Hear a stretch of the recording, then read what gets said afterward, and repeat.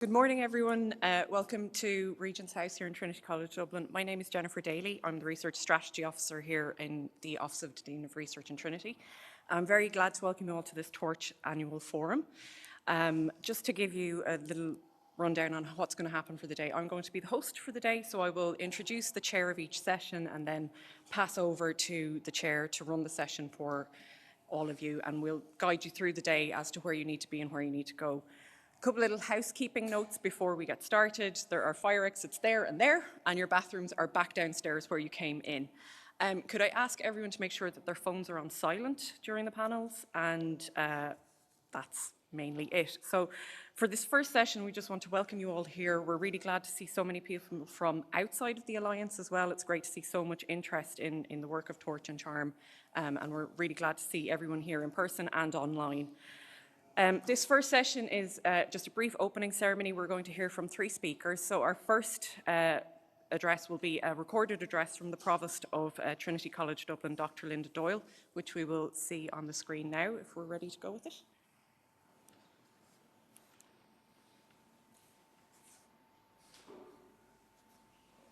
Hello everyone. Is fáilte roimh go léir go coláiste na tríonaide Amalia Clia. I'm absolutely delighted to welcome you all to the second Torch Annual Forum here in Trinity College Dublin, and I'm very sorry that I can't be with you in person. Gatherings such as this Torch Forum are really important. I was involved in the development of the Charm EU Alliance at a time when we were all grappling with what was meant by European universities. It was in many ways a blank canvas for innovative ideas, and it is wonderful to see the concept coming to life, both through our own alliance and further still through such initiatives as Torch. I can't emphasize enough how important it is for universities to work together like this.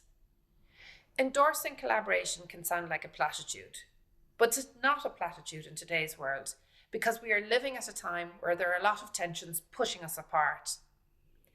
Last week, I was in New York and had the opportunity to visit Ireland's permanent mission to the United Nations.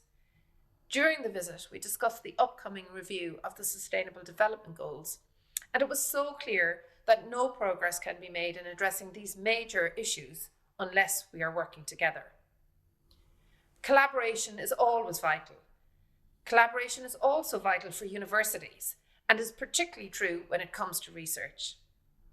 It is great that we have now reached a stage where these European university alliances are seen as an important stakeholder in delivering a European research area, a European education area, and in developing a strategy for European universities, and more recently, in the new European Innovation Agenda. Torch is also distinctive for the emphasis it places on interdisciplinarity. I really want to encourage this, and I know from my own area of Professor of Engineering and the Arts, this is very challenging to do, but also hugely rewarding. Before I finish, I would like to thank the European Commission, members of the Torch Network and all the partner universities, Professor Brian Broderick, Torch's Project Director in Trinity, Professor Lorraine Leeson, our former Torch Project Director, and all the staff in Trinity who have been involved with Torch and supported the project's development. The Office of the Dean of Research, Research Development Office, the library staff, Trinity Communications, and staff from all faculties and schools who have contributed to the project. So I wish you all a very successful forum.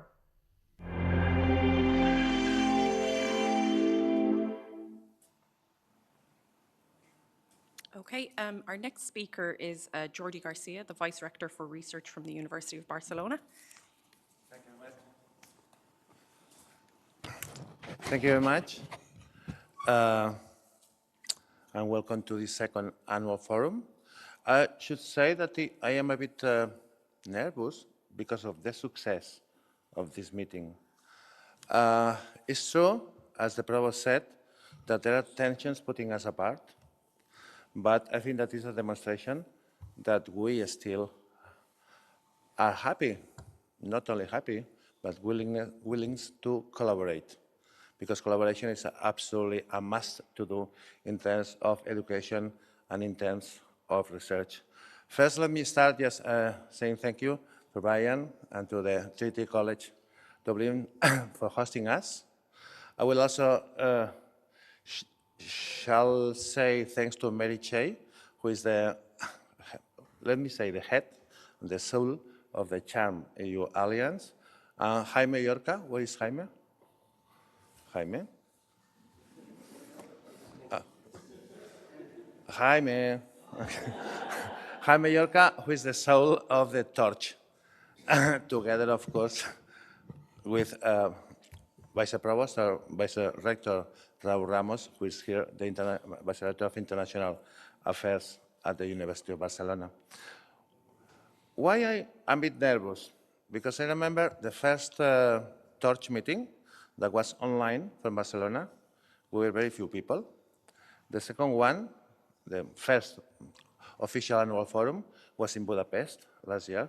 We were quite a lot of people, but this is the second. And if I see at the numbers, wow. We have representatives from the Coimbra group of universities, European University Association, on the ERAS Policy Agency, the COARA, Stefan is over there as well, the COARA on Research Assessment Organization, the Irish University Association, the Science Europe, Irish Health Research, Directorate General for Research and Innovation of the European Commission, and especially representative of 15 European alliances. Wow, 15. 1 year ago, I was in Brussels in a meeting organized by one of the alliances. I am sorry, I don't remember the name now of which alliance. We are representative of 3 alliances. And we start talking there about the future of alliances in Europe. And the word Alliance of Alliances was shown there. And I think this is a bit the way where we have to go in the future at the European level, at least. So 250 participants in this forum from all these organizations. So what we do in Torch and what we are so happy that you came here or are there for participating in this a bit busy, I recognize, a bit busy meeting with 3 parallel sessions sometimes. I was talking yesterday with MERITXELL, it's about death by success or a life by success. So we really are happy to share ideas between all participants. So in fact, Torch successfully completed the first phase. Now we are in the second phase, concentrated on pilot actions that can help the future at the European level, but not only in research, but also in education.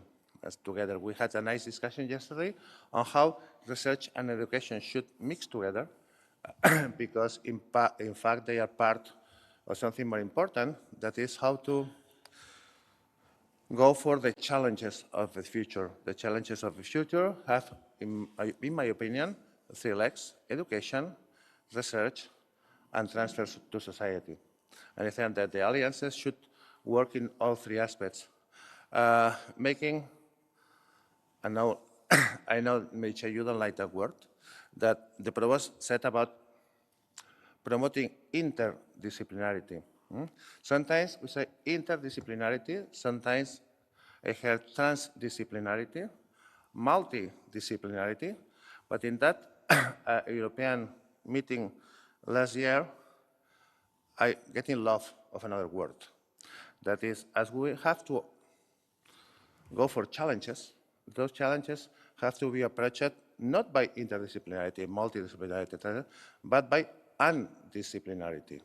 So in my opinion, the word undisciplinarity is really a word that we should start using, because it means just going for something without taking into account what is my background in science or in education. So this is one of the big area in which Torch is working. The other areas are championing open science, of course. I think we all agree that open science is something extremely important in the 21st century. In fact, we had yesterday evening in the internal meeting, escape room activity on open science that was really, really exciting and interesting. The third one is fostering equality, diversity, and inclusivity. I should remind that today is 8th of March. That is the day of, is the International Women's Day. So that's interesting to have this today. And then the fourth one is working towards research assessment. The word COARA, that nobody knew 2 years ago, where is Stefan? I said to him that instead of koala, I used to say koala. Because if you have never had a koala is like that on you all the time. I think koala is fixing in our bodies, university bodies, to set up a new revolution on how we calculate what people is doing at the research level. And then, of course, the last one, but not the least, is intensifying research and innovation cooperation between universities, and if you allow me to say also with regards to the society. I think that the alliances, or the alliance of alliances, should act as a hinge between research, education, and the society. I think we have a couple of sessions today particularly about that. So exploring synergies, sharing knowledges, talking and talking and talking, discussion is something that we will do today a lot. And at the end of the day, I hope that all of we will be very happy of having been here and the new ideas on how to coordinate the alliances and how to go up will be, sorry, forgot what I said. We'll be very happy of 2 days here in Dublin and discussing with all our friends and colleagues. Thank you very much.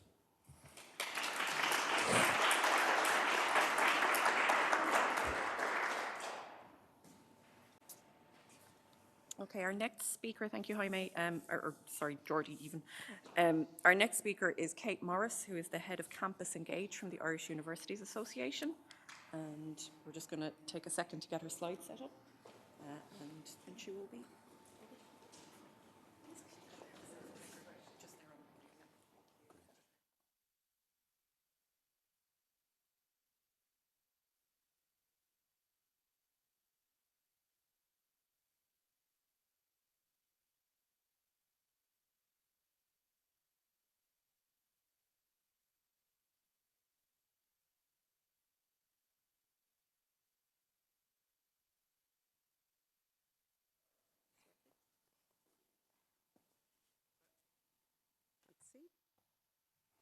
Yeah, okay. I think we're all good. Muchas gracias, Jordi, qué bien, y por una presentación fenomenal y para hablar en inglés. Muchas gracias.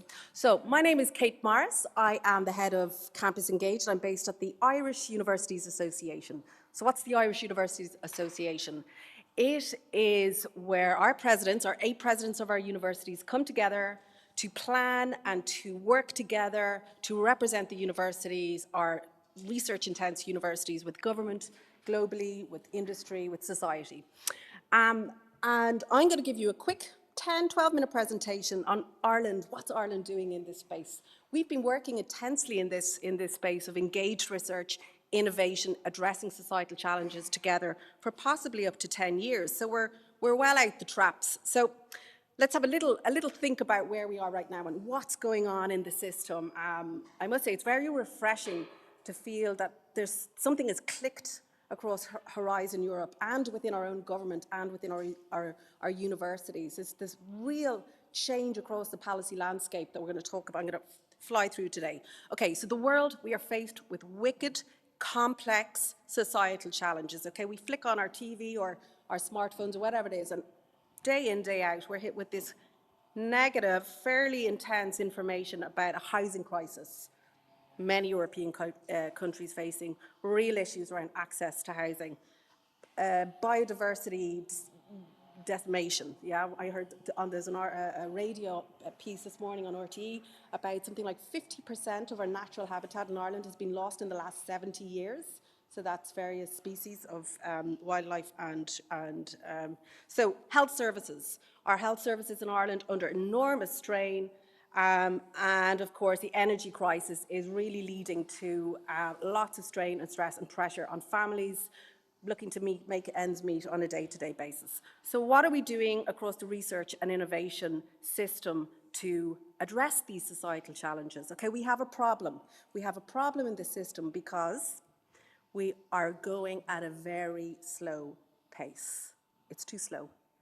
The time is ticking. Yeah, as I just mentioned, that statistic just now on our biodiversity. Time is ticking. We don't have the luxury of time, but we're pouring billions into these societal, these innovations and approaches and research to address these societal challenges. And the public, they're apathetic, feeling bootless, useless in the process to address these societal challenges. So what is an approach, and what are we trying to do here across Ireland and now at a European level?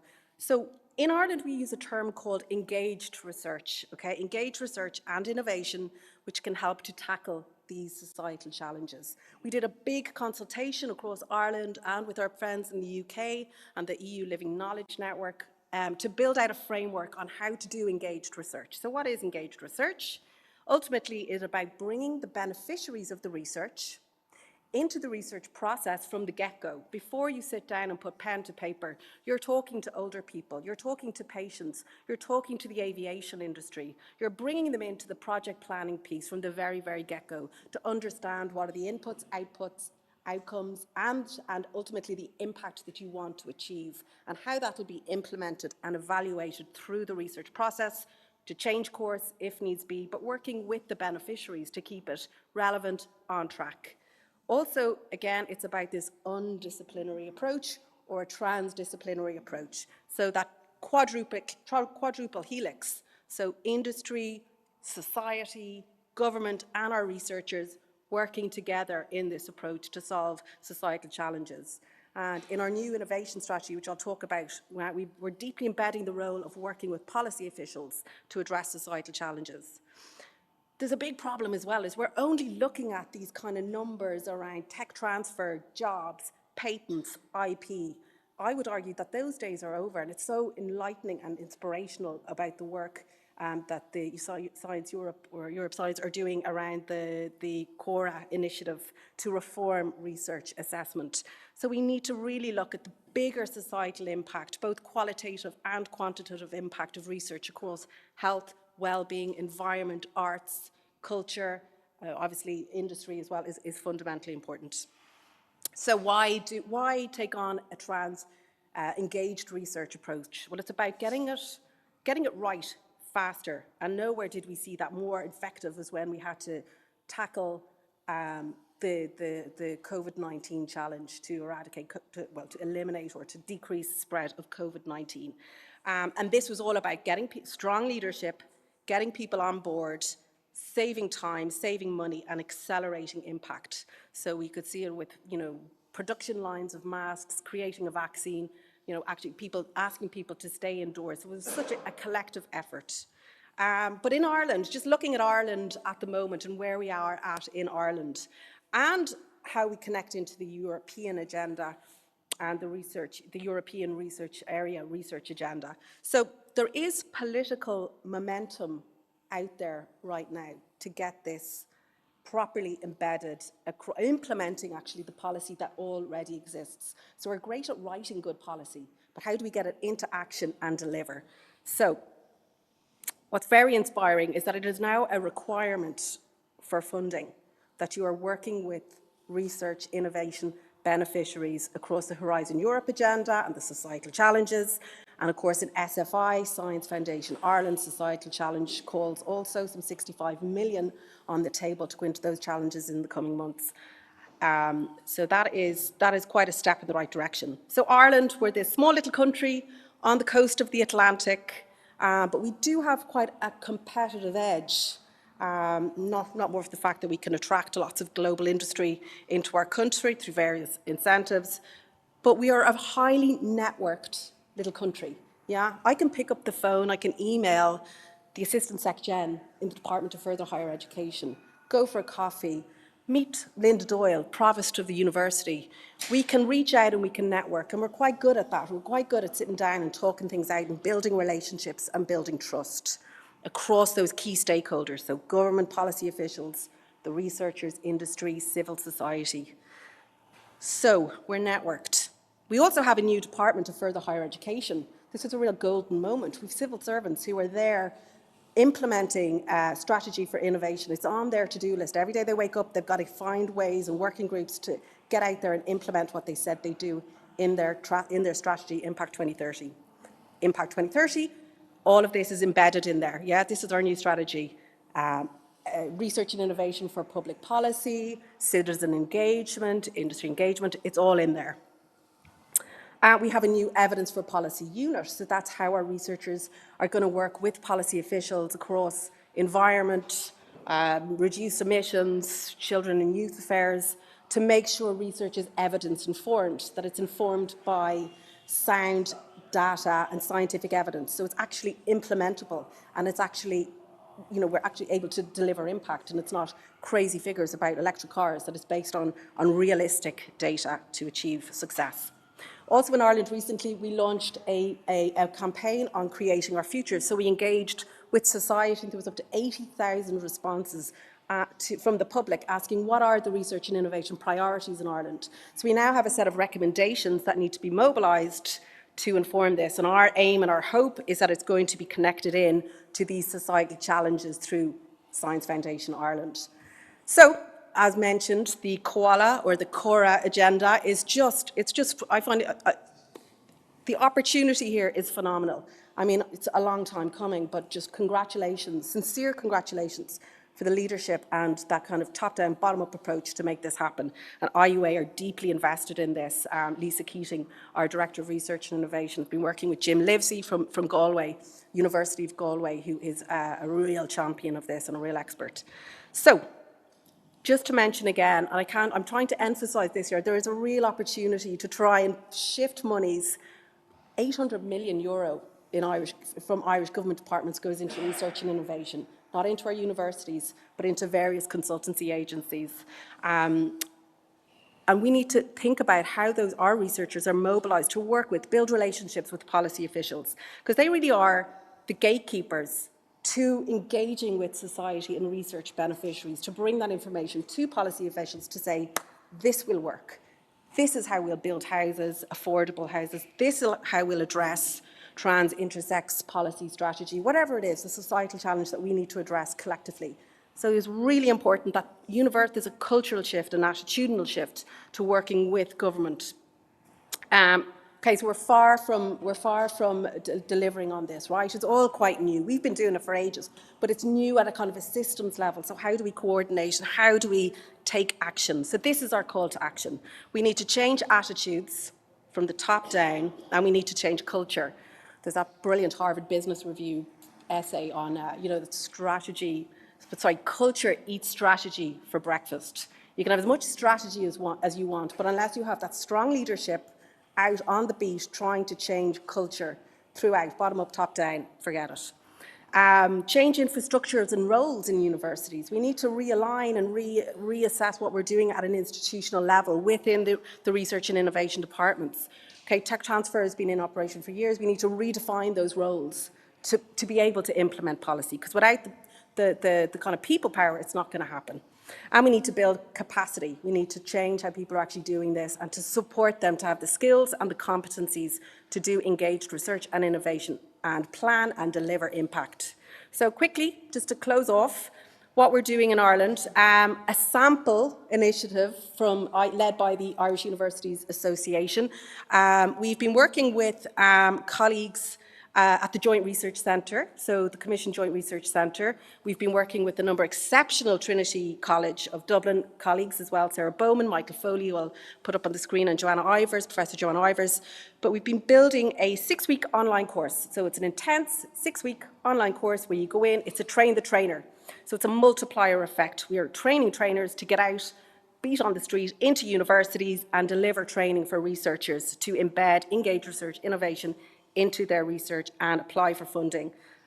So here are all our wonderful facilitators. So in the last 8 months, we've trained each of these individuals to become trainers. So they have a target number of people that they need to get out there and then train. And they're embedded across all the SFI, Science Foundation Ireland centres, and the universities and technological universities and other CHAVES, agricultural, food, and a couple of departments.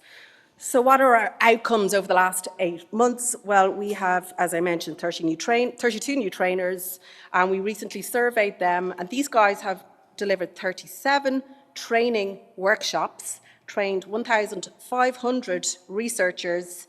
Sorry, go back, that's timed. And they've also, through other events and initiatives, they've reached out to nearly 4,000 individuals across Germany, Japan, Norway, Netherlands, Portugal, Brussels, and Belgium and Canada. So that's it. That's just one of our little initiatives about scaling, skill, competency, capacity. We have a whole rake of other things we're doing through Campus Engage. And to just point of information, is Campus Engage is driven by the presidents of the universities. So they are funded to make sure that this is seeping in and seeing kind of change on the ground across Irish institutions to really implement. Again, we're great at writing policy, but now the challenge is how we implement it for success. So that's it. Thank you for listening. I'll ask you to, we're at campus_engage. So follow us on Twitter, because that's where we release new training initiatives and tools. We have a lot of how-to guidance tools and other initiatives, and we do a lot of webinars and seminars. So we'd love you to join our community of practice. We're very engaged with the CHARM community as well.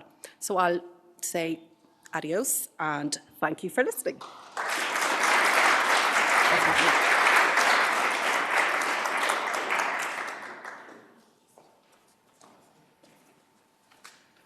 Thank you, Kate.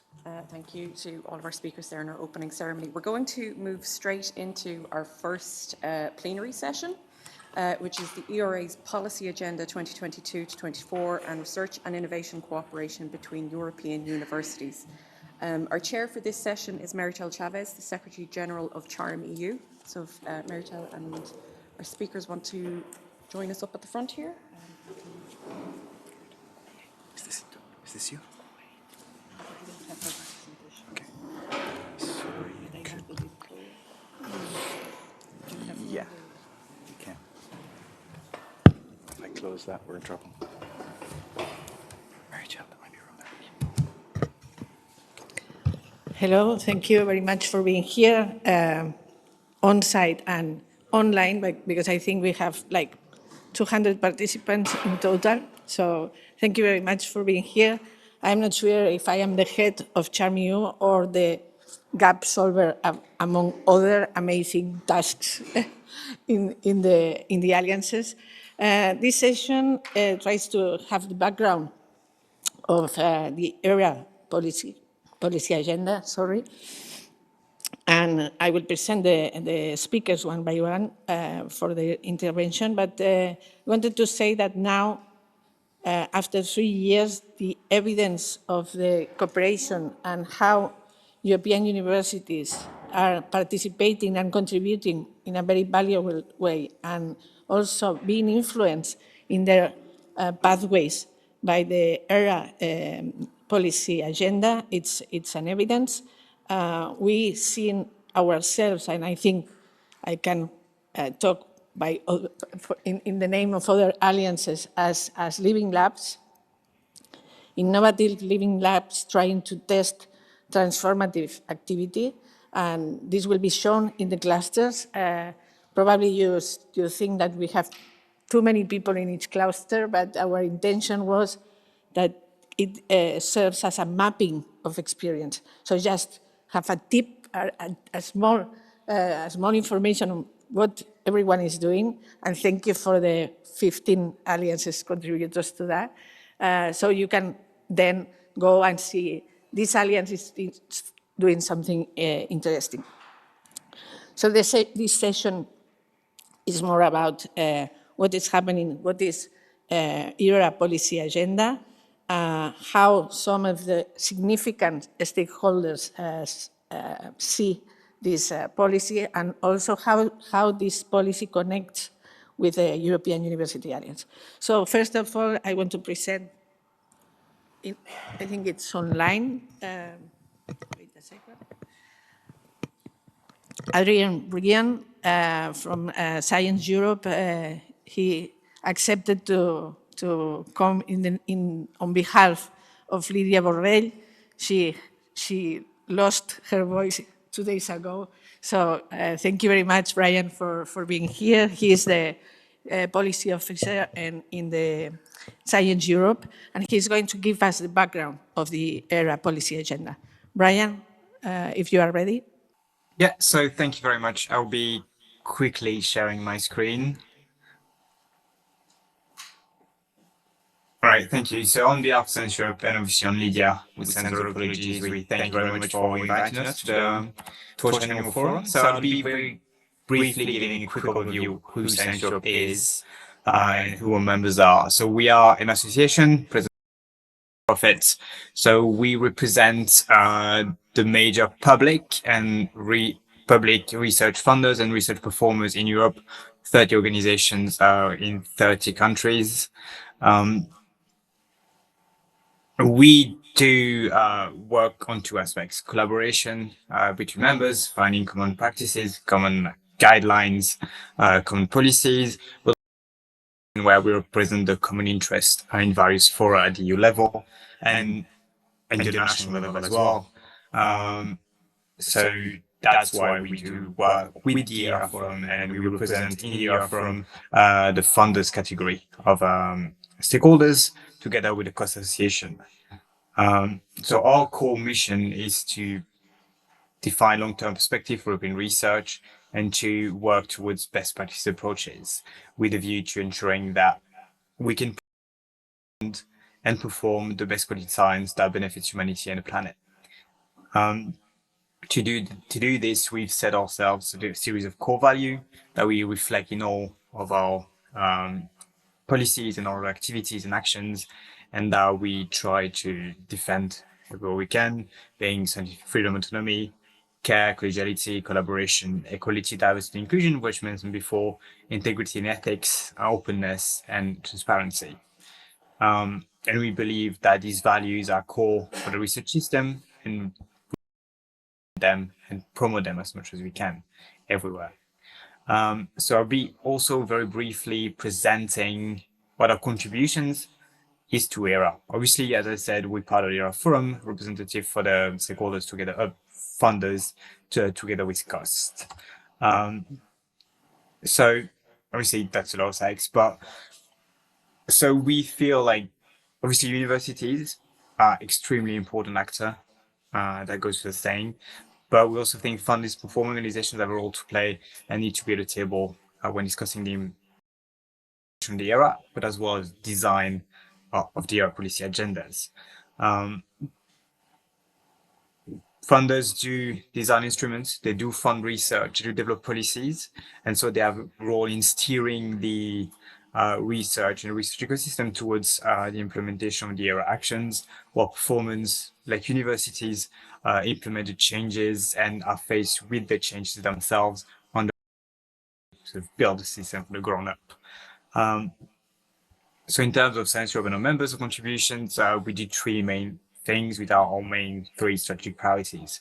So we try shaping research policy development at a European level, try to influence and contribute to the evolution of research culture, and strengthen the role and contribution of science in tackling societal challenges like climate change.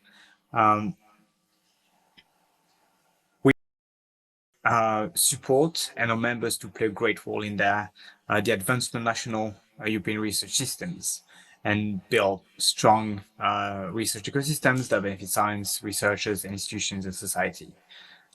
We also work at the international level. We are part of a global initiative, the Global Research Council. We work with the in the UN and UNCCC. In terms of how we've framed our contribution to the ERA actions and the ERA policy agenda itself. So obviously, I'm assuming a lot of you know already the process.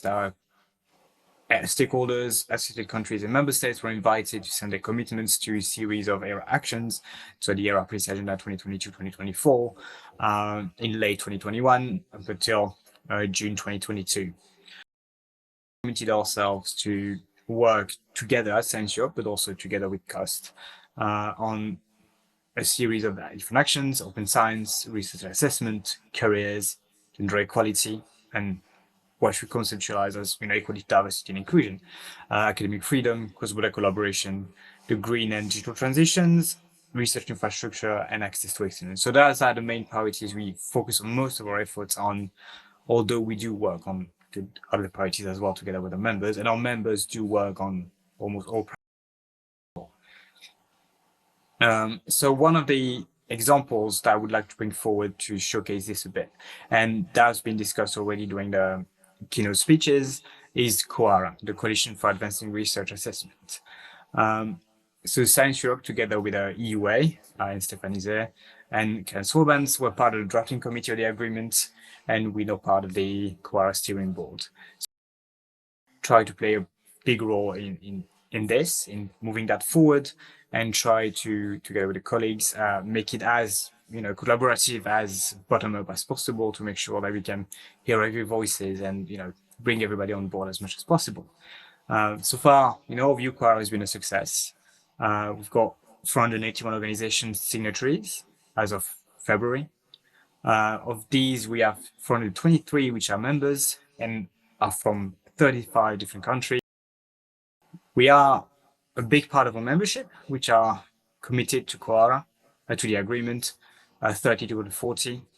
And we are happy to see that a very wide diversity of organization types have been represented within the COARA. Obviously, a lot of universities have put their weight in there and are participating very actively. 62% of all organizations are universities. We also got RPOs, RFOs, also academies, research community associations, non-profit organizations. So there's a lot of different organization types here which contribute to the success of the initiative. We also are supporting the setting up of the working groups in COARA, and we'll manage one of them once they're established. So now I'll finish the presentation of Science Europe by talking about how we plan on contributing in 2023 to specifically to the development of the next policy agenda. So we are currently in the process of developing our strategic vision on what the era is, looking back at the year, challenges we have faced, what could be improved, and we're also planning on reflecting on a series of actions, specifically the which on which we've committed, but what we consider to be the main actions of focus for the era, and try to propose actual proposals for this and publish them as well. And we also keep contributing together with our friends at COST to the development of the ERA Forum. Now I'll focus a bit more on the core of the discussions, which are the ERA policy agendas. So first off is what has happened so far, and what have been successes and challenges that have occurred within the first year of the implementation of the new ERA governance and the new ERA policy agenda. Obviously, we've seen that the new governance has improved drastically the involvement of stakeholders. Obviously, we still have issues, and there's still, but compared to the previous cycles, it is massive improvement. We can have gripe with the categories. We can, refine the way stakeholders are engaged in subgroups, in the forum itself, and how the categories are defined, but it is a lot more participative than what it was. We feel like there's stronger impetus to the ERA itself, more commitments from member states, more discussions, more participations, more actions, more subgroups. There's a lot more level, and there seems to be more engagement at the member state level as well. So that is a success for us. And we also set up a subgroup on the global approach to research and innovation, which is working very well, which is very inclusive, and has a lot of activities and discussions ongoing. However, we can see a series of challenges. Not all our actions have progressed in the same way. Some of them progress very well, like the one on cross-border collaboration on the global approach, but some of them have not progressed that far or are just mostly talking shops with limited real outcomes. We've seen that the synergies between different actions are not necessarily as exploited as we thought they could be.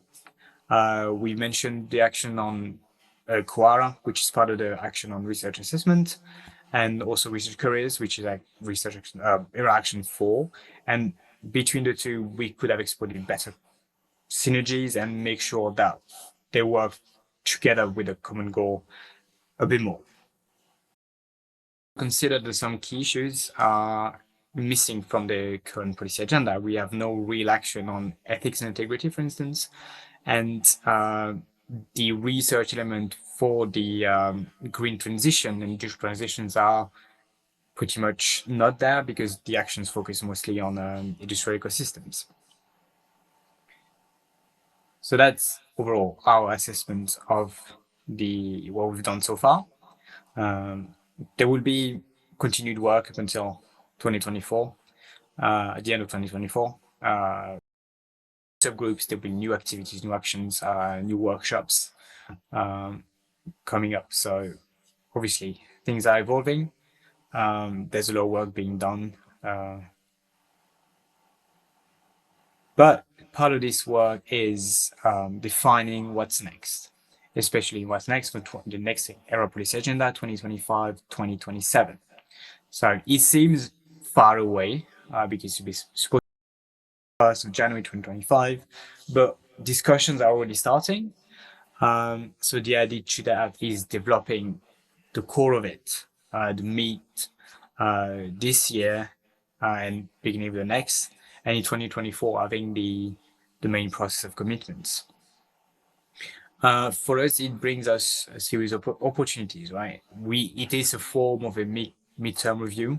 We would be halfway through the process of this era, the first 7 years. So it's good to review the era policy agenda, review their actions, what works, what could be improved, and how could be brought closer to the bottom-up priorities of universities, of researchers, of performers, of funders, but also all the other type of institutions, academies, and so on and so forth. It also allows us to reflect on the role of the forum itself. Within that, how could the experience that we've had built this year and obviously in 2023 as well could help us sort of even improve how stakeholders are engaged within the forum and within the subgroups in general. So there are open questions, there are challenges that we think this iteration, revision of the era policy agenda, its new policy agenda, could help solve. How could the role of the forum be improved? So for us, we would like to see more of a focus on a more general view on overseeing the implementation of the era actions and making sure that all synergies and the connections are properly exploited. So making sure that those discussions on, is it going well? Is there links to work on? Could be more of a focus. And it's also especially how the era policy agenda for 2025-2027 could improve on the previous one. So we potentially would like to see a focus more on a shorter list of issues, of priorities that would affect the research ecosystem a lot more, and focus a bit less on ongoing activities like EOSC, for instance, which are important, but maybe an action on open science could be broader than EOSC. Issues that are currently being addressed in the research ecosystem, like publishing models, for instance, which are not really reflected in discussion at the era level.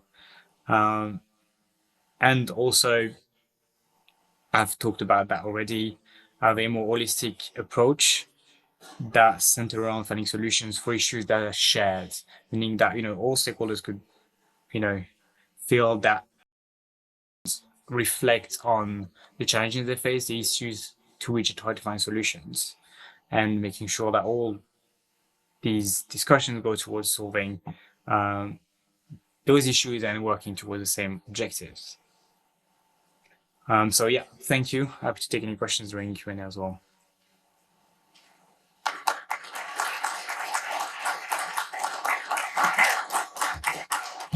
Thank you very much, Adrian. Very inspiring speaking. We will have some questions after. The second speaker is Gareth O'Neill. Yeah. And he's a principal consultant on Open Science of Technopolis group. He has quite a lot of experience with European universities. So he has been in charge of seeing the progress of some of them and some reports. And also he's a member of the quality committee in CHARM. So, Gareth, please. Thank you. Just quickly do a mic check. Can you hear me? If you come over here, No, I need to be here then, do I? Okay. Let's get your slides set up there. So, not sure where the mouse is going. Take your time. Is that your one? It is, yes, should be there. Probably this one. Let's try it. But I don't think so because No, of the time. you had a PDF, right? That's right, yeah. Can't be Maybe it's that on one. one of the other sessions. Don't think so. No.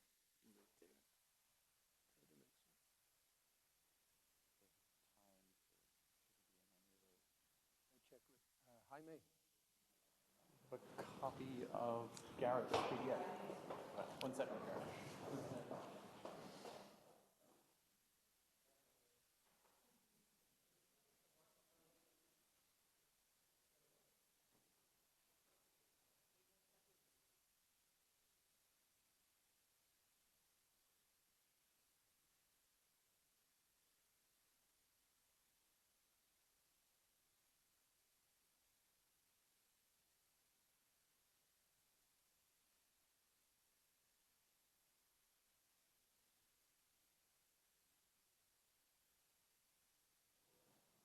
And I'll just check.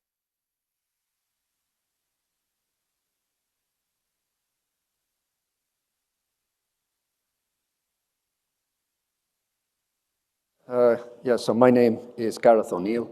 I am a principal consultant on Open Science at Technopolis Group, also an independent expert for the Commission, usually on open science, the European Open Science Cloud, research careers and research assessment. And a couple of disclaimers. I'm in the advisory board of Torch. I have reviewed many of the Pilot 1 university alliances and the intermediate reporting. I'm also reviewing many of the Pilot 2 university alliances for their intermediate reporting. And I'm involved, and you might hear about that a bit later, in a report with a colleague, also Irish, Helena Atchinson, on looking at the overall progress of the Pilot 1 university alliances. I leave that on the screen just for a second if anybody wants to grab the slides. Not that there's too much detailed content in there, but if you want to follow along, just grab a picture or a screen grab. I'll give that a second. And if those of you who are taking the picture, could you just put your hand up if it is indeed the slides and it's not my holiday photos, because that has happened. Open science is always a good thing.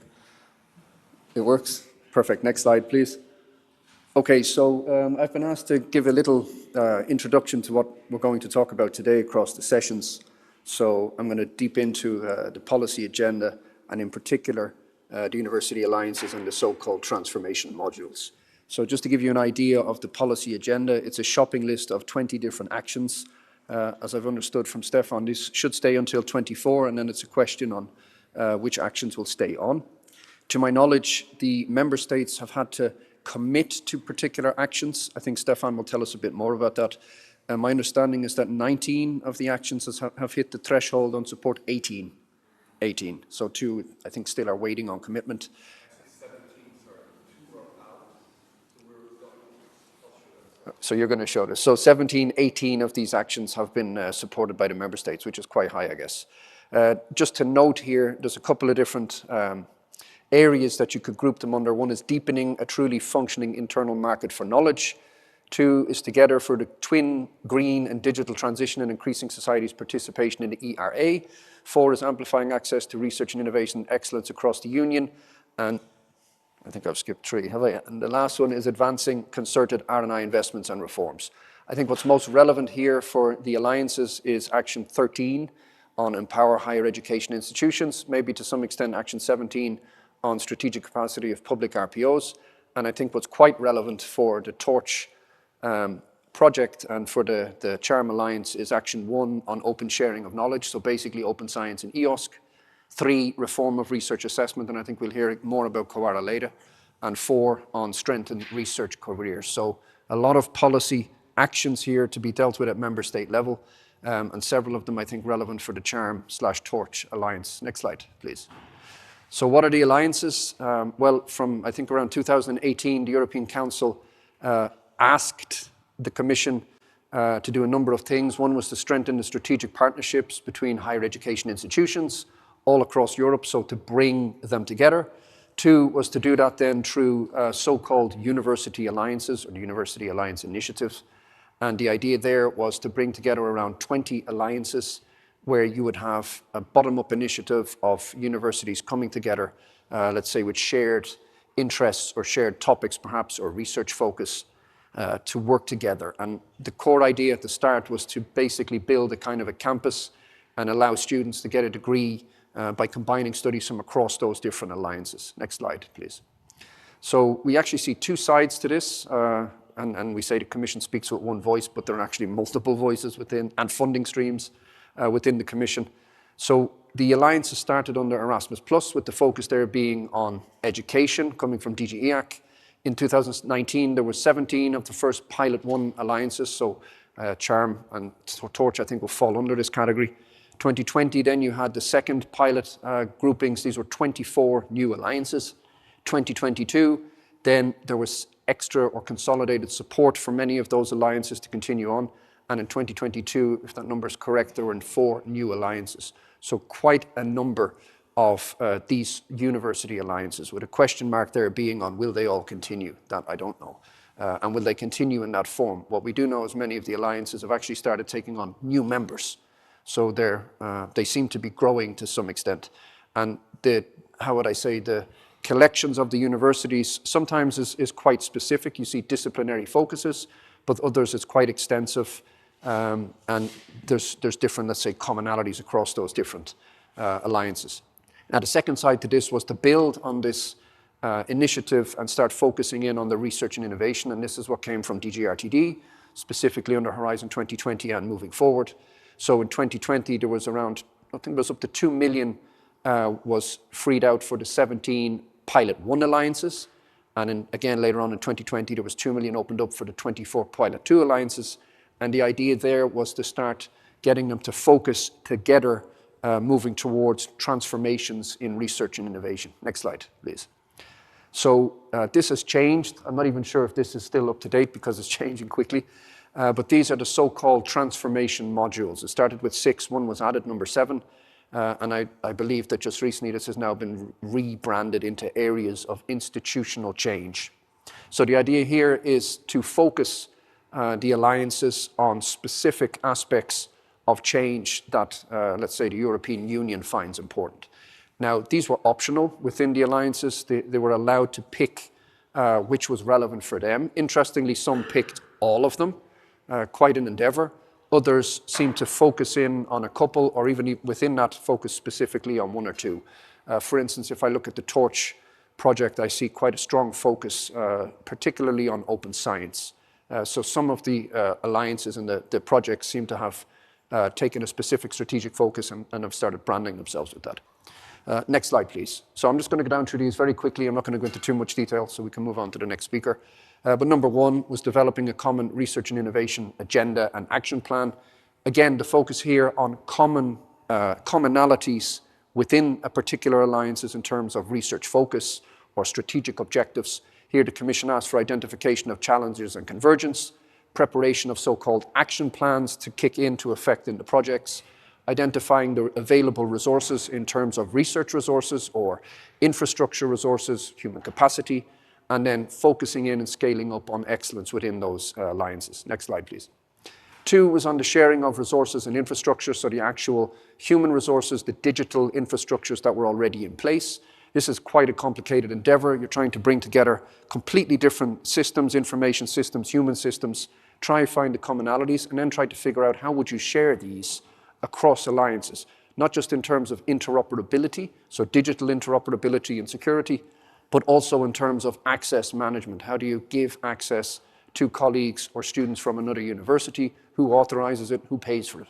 Quite complicated, so the alliances are working on this with a focus there on digital infrastructures to allow open science. Next slide. The next one was on strengthening human capital, so people, and particularly researchers and the people who support those researchers. So looking at the framework conditions within the alliances to try and come to a perhaps common framework for all of them within any given specific alliance.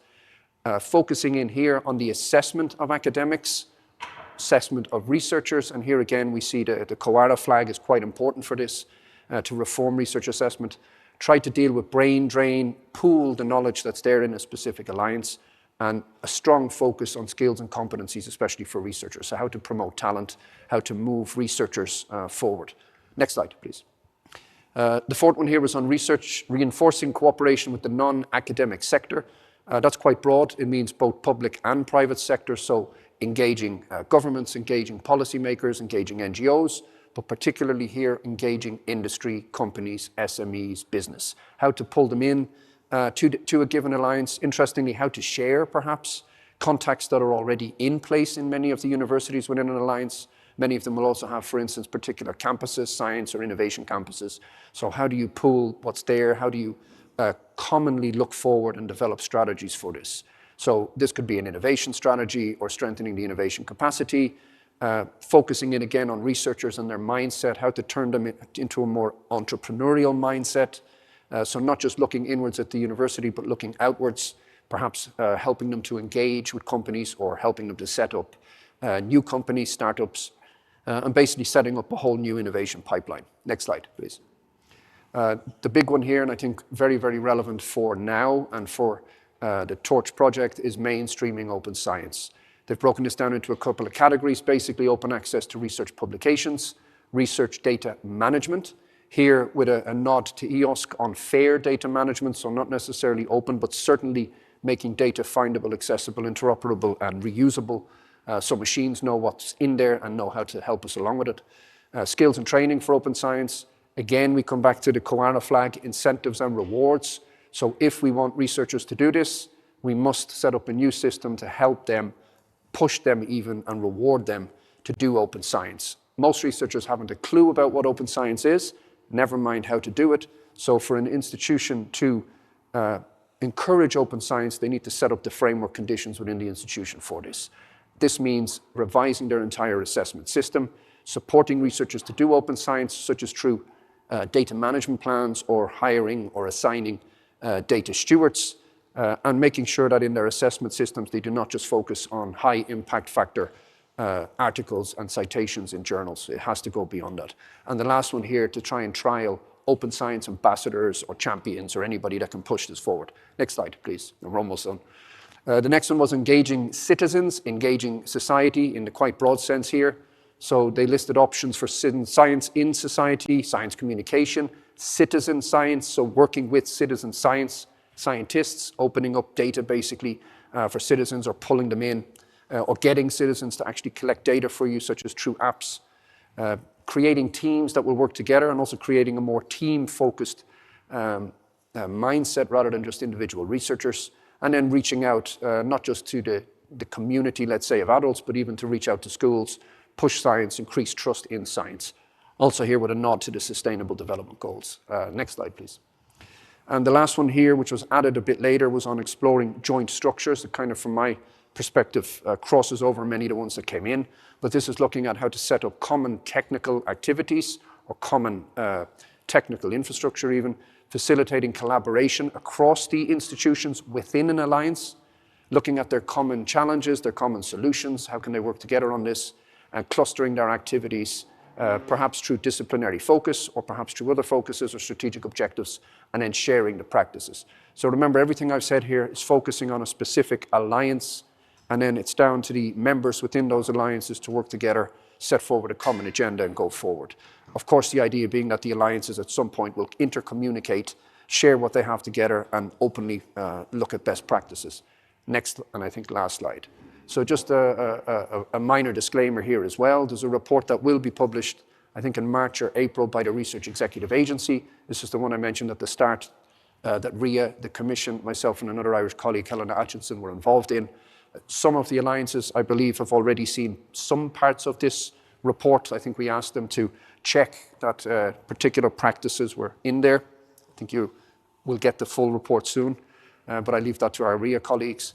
I'm not sure that's the title, but in any case, the title we gave it was Progress of Pilot 1 University Alliance Projects under the specific call. And here we looked at the challenges that the Pilot 1 alliances have had. You see some specific challenges to specific alliances, maybe because they're a disciplinary alliance, but you do see a lot of common challenges, problems that they all face, and it's interesting to see then the solutions they put forward. They're not always the same solutions. So there's quite a lot to be learned there already from the Pilot 1 alliances. The progress is ongoing. They're at past the intermediate stage, so moving towards the second stage of the projects here. And I think generally I can say that there's huge progress across the alliances, sometimes on specific transformation modules, sometimes across transformation modules. And we've already collected quite a number of very good practices, again, from the alliances across all of those different transformation modules, one of them, for instance, being open science. Next slide. And I think last, I will stop it there. I will check if there's any comments or questions, but I think anyway, we'll move it to the discussion. Thank you.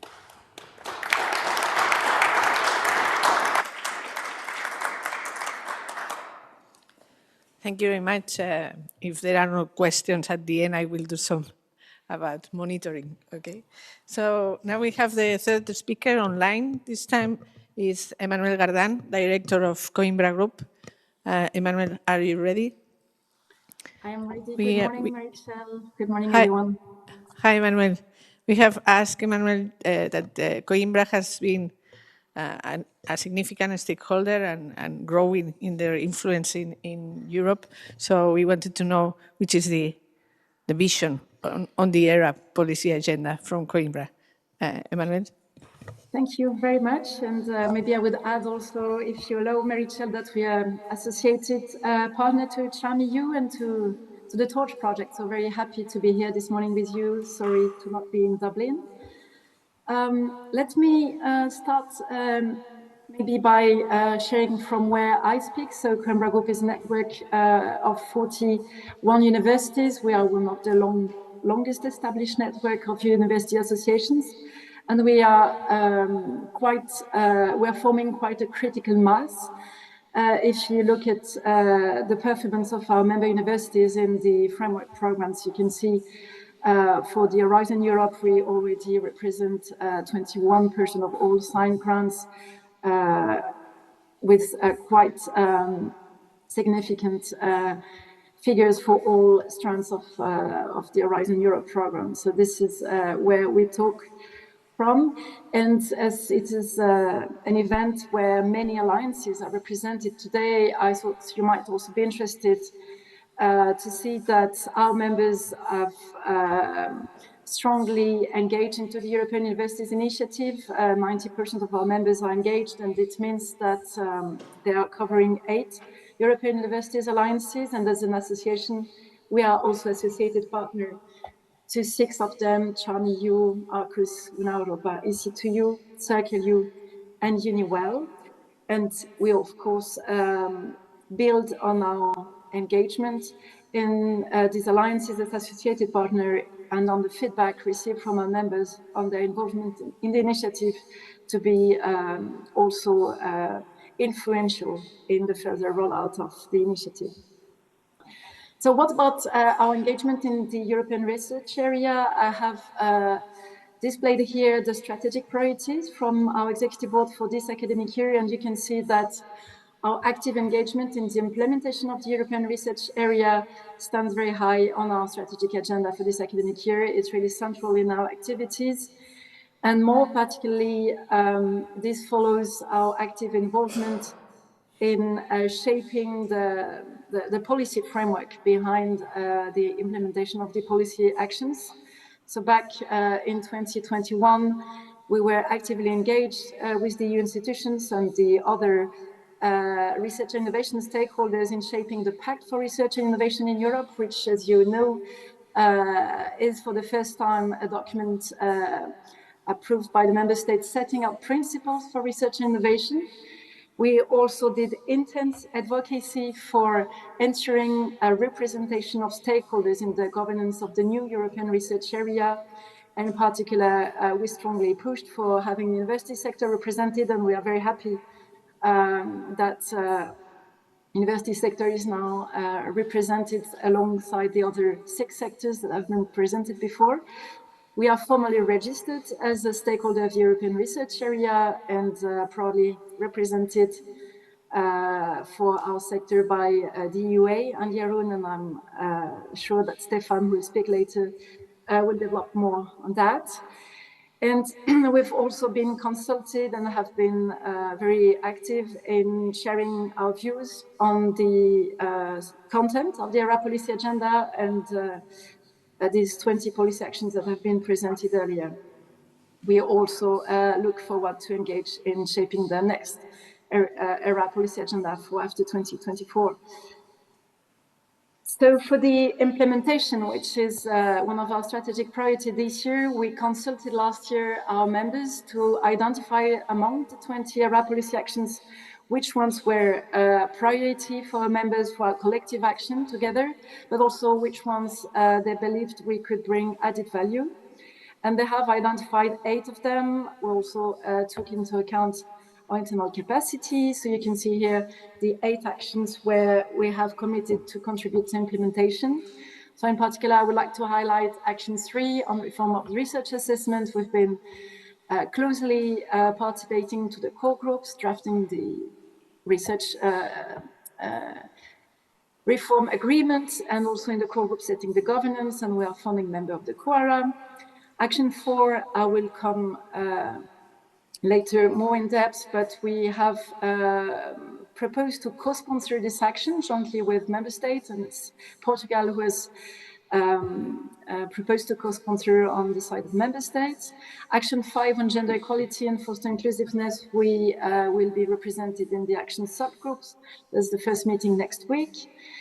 Action 6 on academic freedom, but action has not really started yet. Action 8 on research infrastructures, where we are also actively involved in the different activities. Sorry for the noise.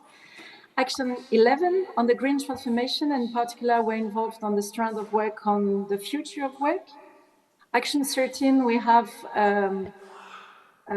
proposed to the university sector to co-chair on behalf of the sector these actions alongside member states, and I'll come later more in depth on this one as well.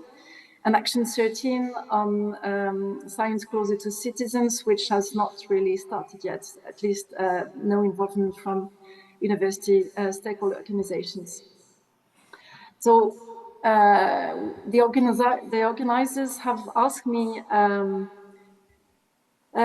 which ERA actions we would recommend the alliances to engage with. But I wanted to start with the why, and it's been also recalled by the other speakers. I think we should go back to the Council conclusions of May 2021 on the European universities, and I have highlighted here, you can see that many keywords already in May 2021 are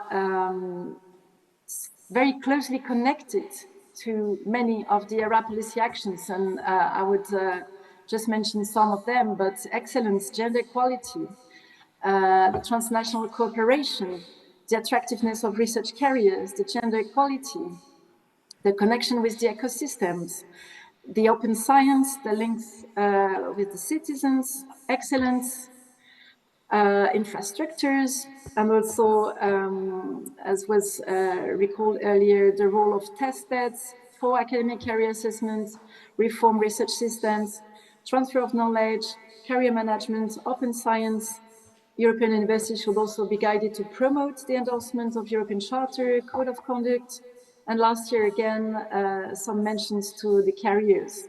So there's, from the European Council conclusions, strong push for the alliances to be connected to as testbeds for many of the priorities that are highlighted in the ERA policy agenda for 22-24.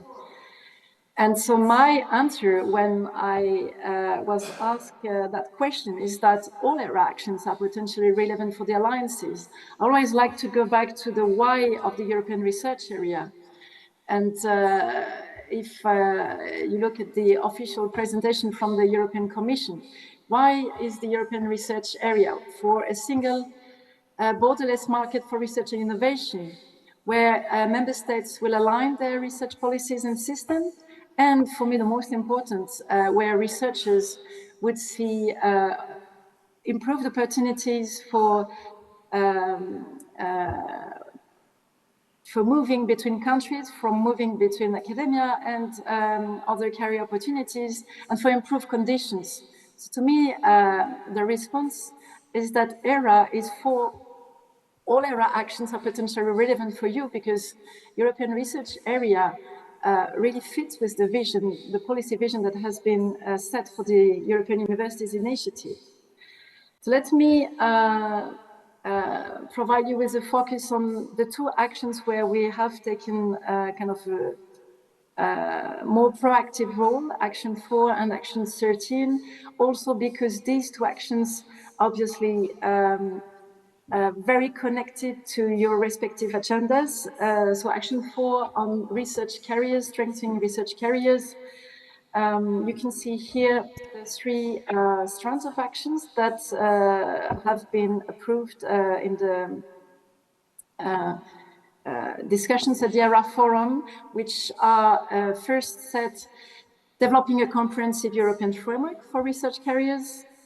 Second set of actions, exchanging best practices. And third set of actions, support measures. We've had the kickoff meeting of this action last month on the 1st of February.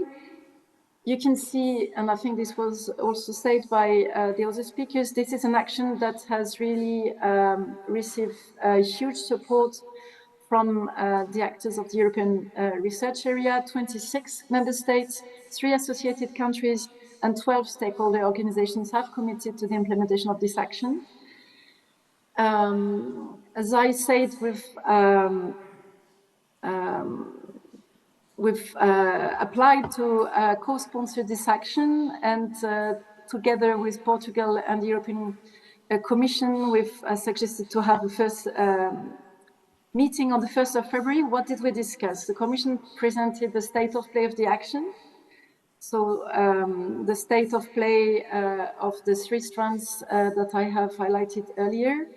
We have also taken time to discuss in depth the commitments that have been made by these 26 member states, 3 associated countries, and the 12 stakeholder organizations for 2023, because last year when we committed for the implementation, we actually had to fill in some explanatory document, let's say, where we committed to concrete activities, how we would contribute to the implementation of the action. Last month, during the kickoff meeting, we also started exchanging about the needs and the actions that could shape a work plan for Action 4 until 2024, but also very important for us, and this was highlighted earlier, the connections between what will be developed under this action and what's going on under other connected actions, in particular research assessment, Action 3, but many others. During that meeting, Commission has highlighted the work they have been developing on putting together a technical document on a European framework for research careers, and I'll develop a bit more in the next slide. They have also started presenting the very, very broad outline without any details about new political initiative, which would be a partnership for young researchers. And they have also highlighted the state of advancement of the Future Research Camp website, the ERA Talent platform, and the Research Innovation Carriers Observatory that they're developing with the OECD. What's the role of Coimbra Group and Portugal in this? So the role of sponsors has been defined by the ERA Forum as answering shared responsibility and ownership. So we are striving to engage also the other university associations that have committed for this action. We are regularly preparing, reporting with them between the different meetings. The idea is also to try to bring in this action for the member states to the national level and for the sectors to the stakeholder level, potentially pilot initiatives and support the management of the implementation of this action. So one of the highlights of this action is the development of this European framework for research carriers, which somehow is kind of toolbox covering several different dimensions. And the objective of the Commission is to see this European framework adopted as a Council recommendation sometime this year. So there has been a technical document that has been discussed during the meeting on the 1st of February that was then discussed by the member states mid-February. And this has also, this is also the result of months of consultations with member states, with stakeholders, and maybe some of you have been involved in this, in the preparation of this framework. A timeline that the Commission presented for the development of their own EU initiatives that are placed under this action, like the ERA4U, the Observatory on Research Carriers. You can see that here that this is an action, and I will come back to that at the end of my presentation. This is an action where work has already started before even the implementation of the ERA Action 4, let's say, formally started. There are a number of activities taking place already at EU level, but the objective of ERA Action 4 with the involvement of stakeholders is also to discuss with the Commission and Member States where are the gaps and what's still needed beyond these different EU-specific actions. Maybe of interest to you, because this action is very close to your day-to-day activities, some ongoing EU projects that were outlined by the Commission with great relevance for ERA Action 4, and where we expect also contribution from them. So a coordinated support action under Horizon Europe, which is called Secure. So it's a project I would encourage you to have a look at if you, and obviously you probably all are interested in the development of strengthened research carriers. Another project which is Dog Talent for EU. As you see, this first project from the alliances are also considered as potential source for input for the ERA Action 4 and some ERA Talent projects that were selected recently. Action 13. So this action has initially in the ERA policy agenda the blurred name of empowering higher education institutions for the European research area in synergy with the European education area. This is an action where there's also an interesting support from the whole community, 16 member states, and yesterday we had the first meeting of the subgroup, and some additional member states were present, which makes us hope that there will be more member states committing for this action. 3 associated countries, and 12 stakeholder organizations, mainly from the university sector, but also beyond. With this action, the approach taken by the ERA Forum is a policy approach. This means that they have formally set up a subgroup of experts where those that have committed are represented. This is a subgroup that has a one-year mandate, and the subgroup directly reports to the ERA Forum. So we will provide the first set of recommendations to the ERA Forum in July and the final set of recommendations by the end of this year. Yesterday, we had the first meeting. In that case, the co-chairs for these actions on the member state side are France, and stakeholder side, Coimbra Group. We discussed and have adopted the terms of reference for the subgroup, which define the scope and mandate for this group.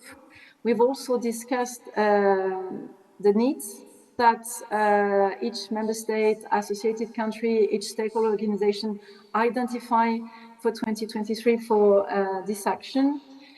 And the Commission had also invited a number of experts to present studies. And at the end of the day, we break out into different rooms to try build some bricks for shaping a work plan again for the implementation of this action until 2024.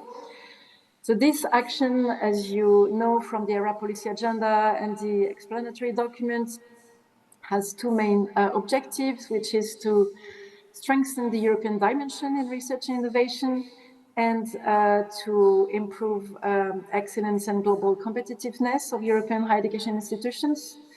And the proposed tool in the Council conclusions, European Strategy for Universities, and in the policy agenda is to develop a European Excellence Initiative. So these are things that we have discussed in depth yesterday.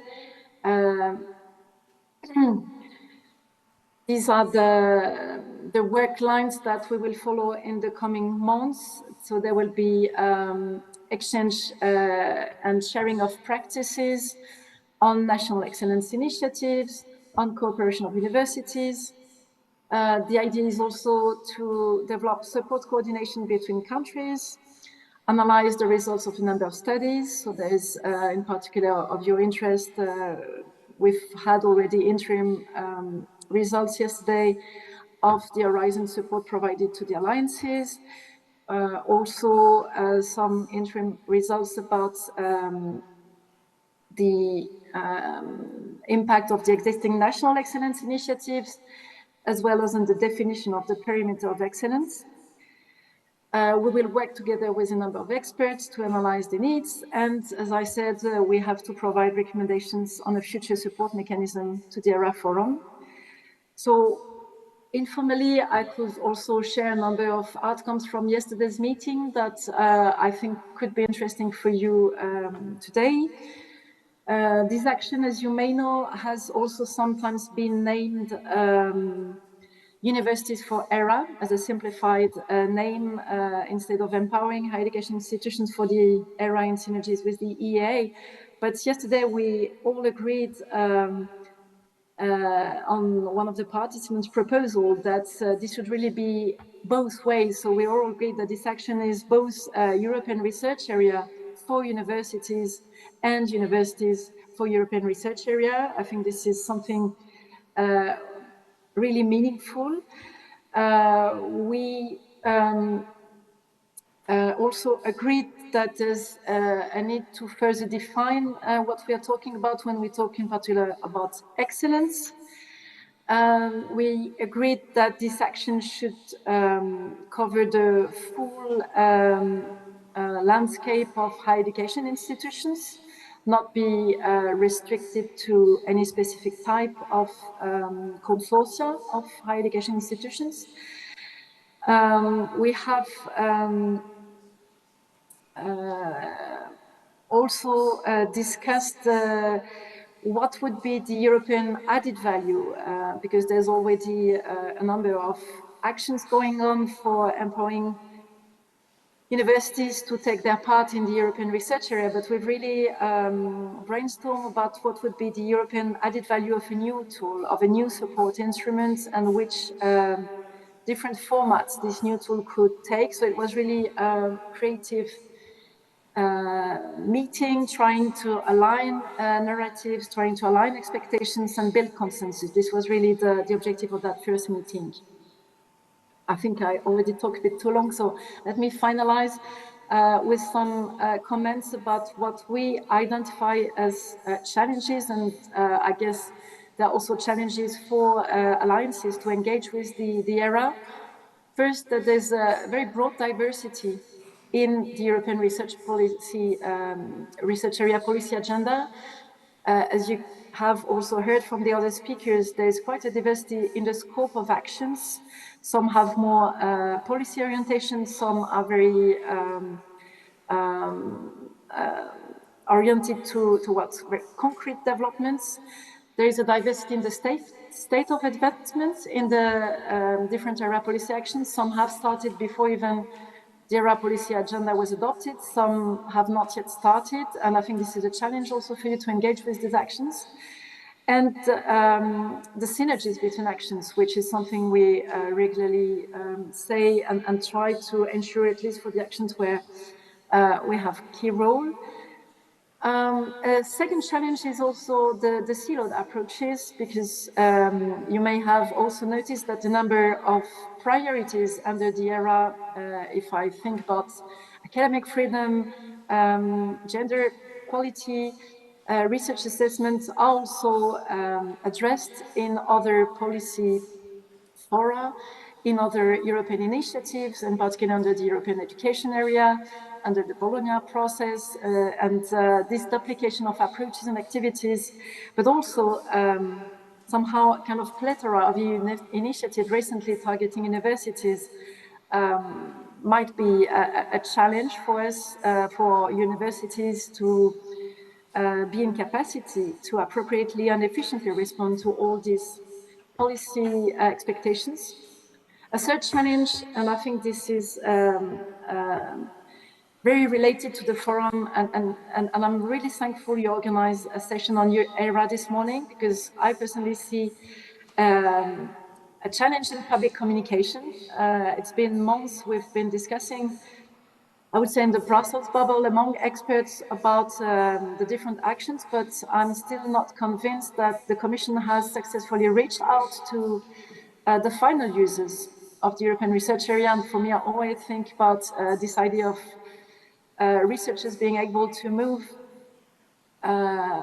freely among the European countries and in their careers, and having improved research working conditions. So there's this risk of some actions being felt like very abstract for higher education institutions, and I'm sure also for alliances. And a success criteria that should always be in the mind of everyone, that there should be tangible impact for final users, and not it should not be a series of meetings and very technical documents. And a last challenge, which is the funding, because of course we've seen that many member states have committed to implementing actions, but we're also all aware that we are not yet to having a political commitment to setting a defined percentage of the GDP for research and innovation, and this is a challenge for the implementation of the ERA actions. So thank you very much for your attention, and happy to respond to any questions.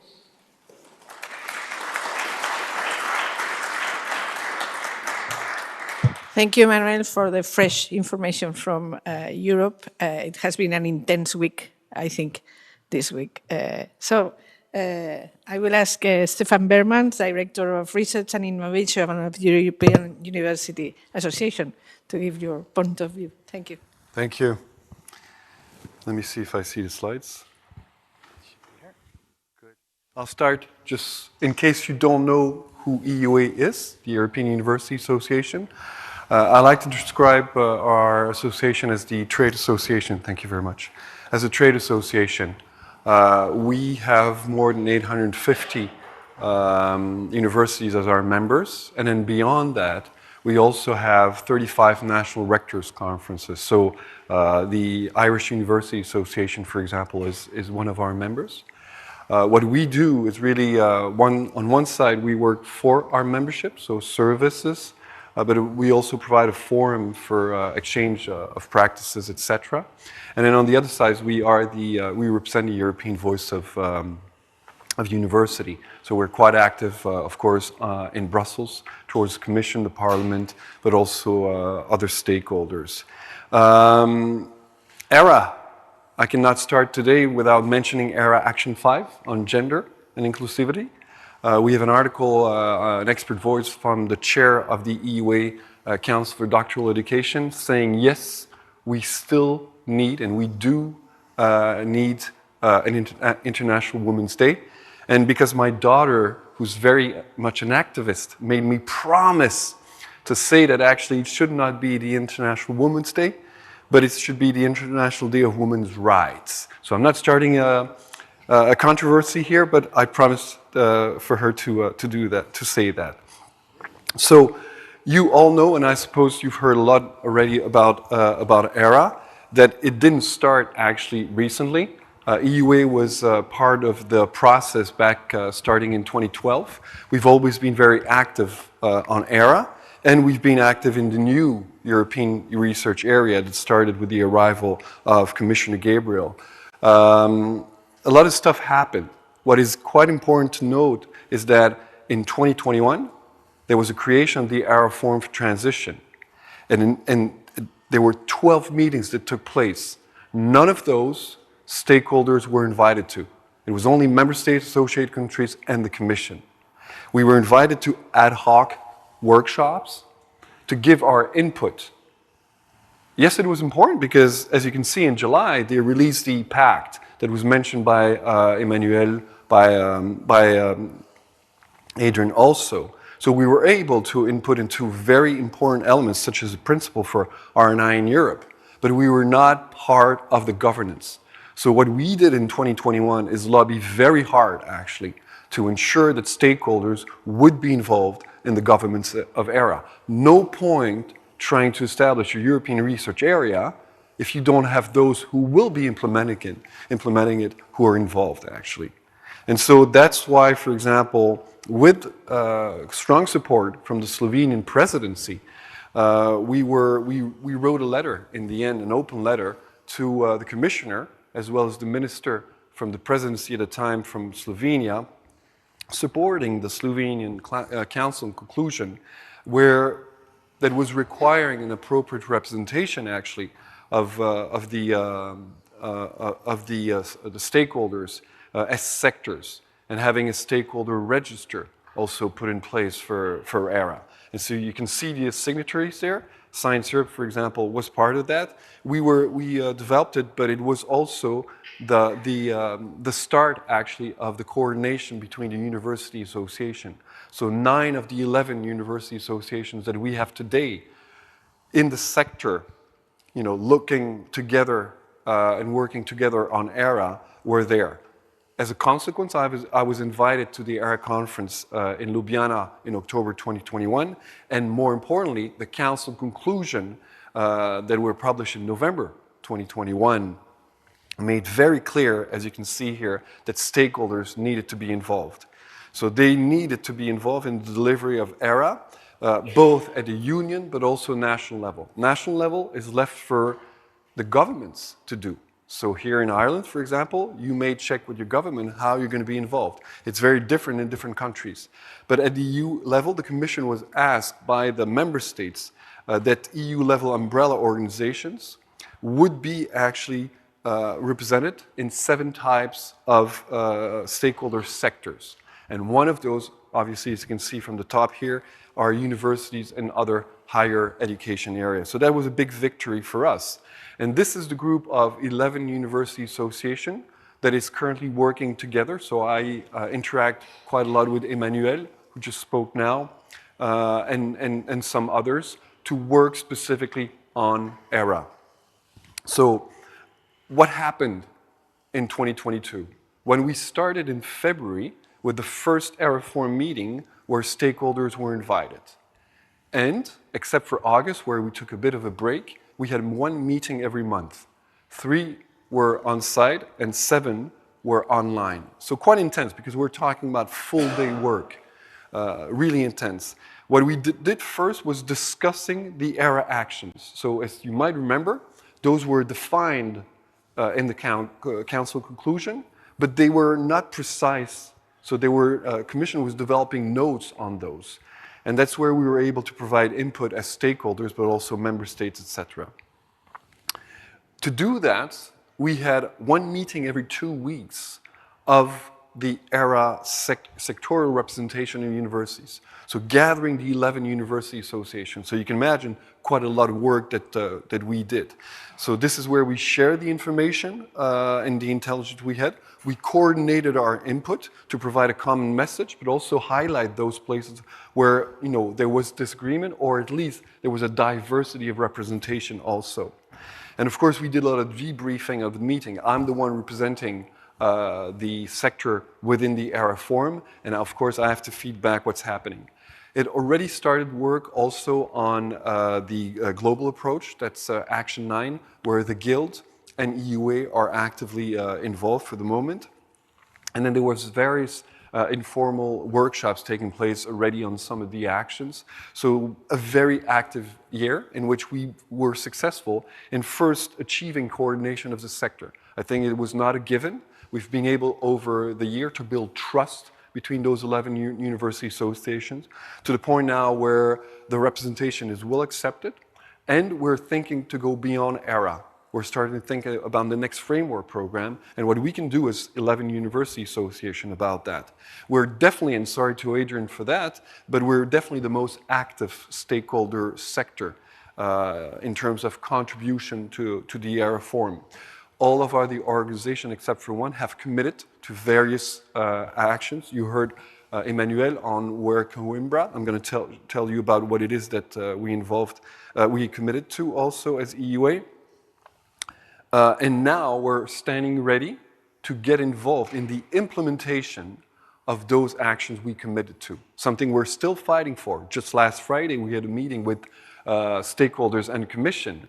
And as a result, I've had to go back to the co-chair from member states to please put pressure on the Commission, because they're not getting it yet understood that it needs to be every single organization that has committed that can get involved in the implementation of the actions. So overall, very positive.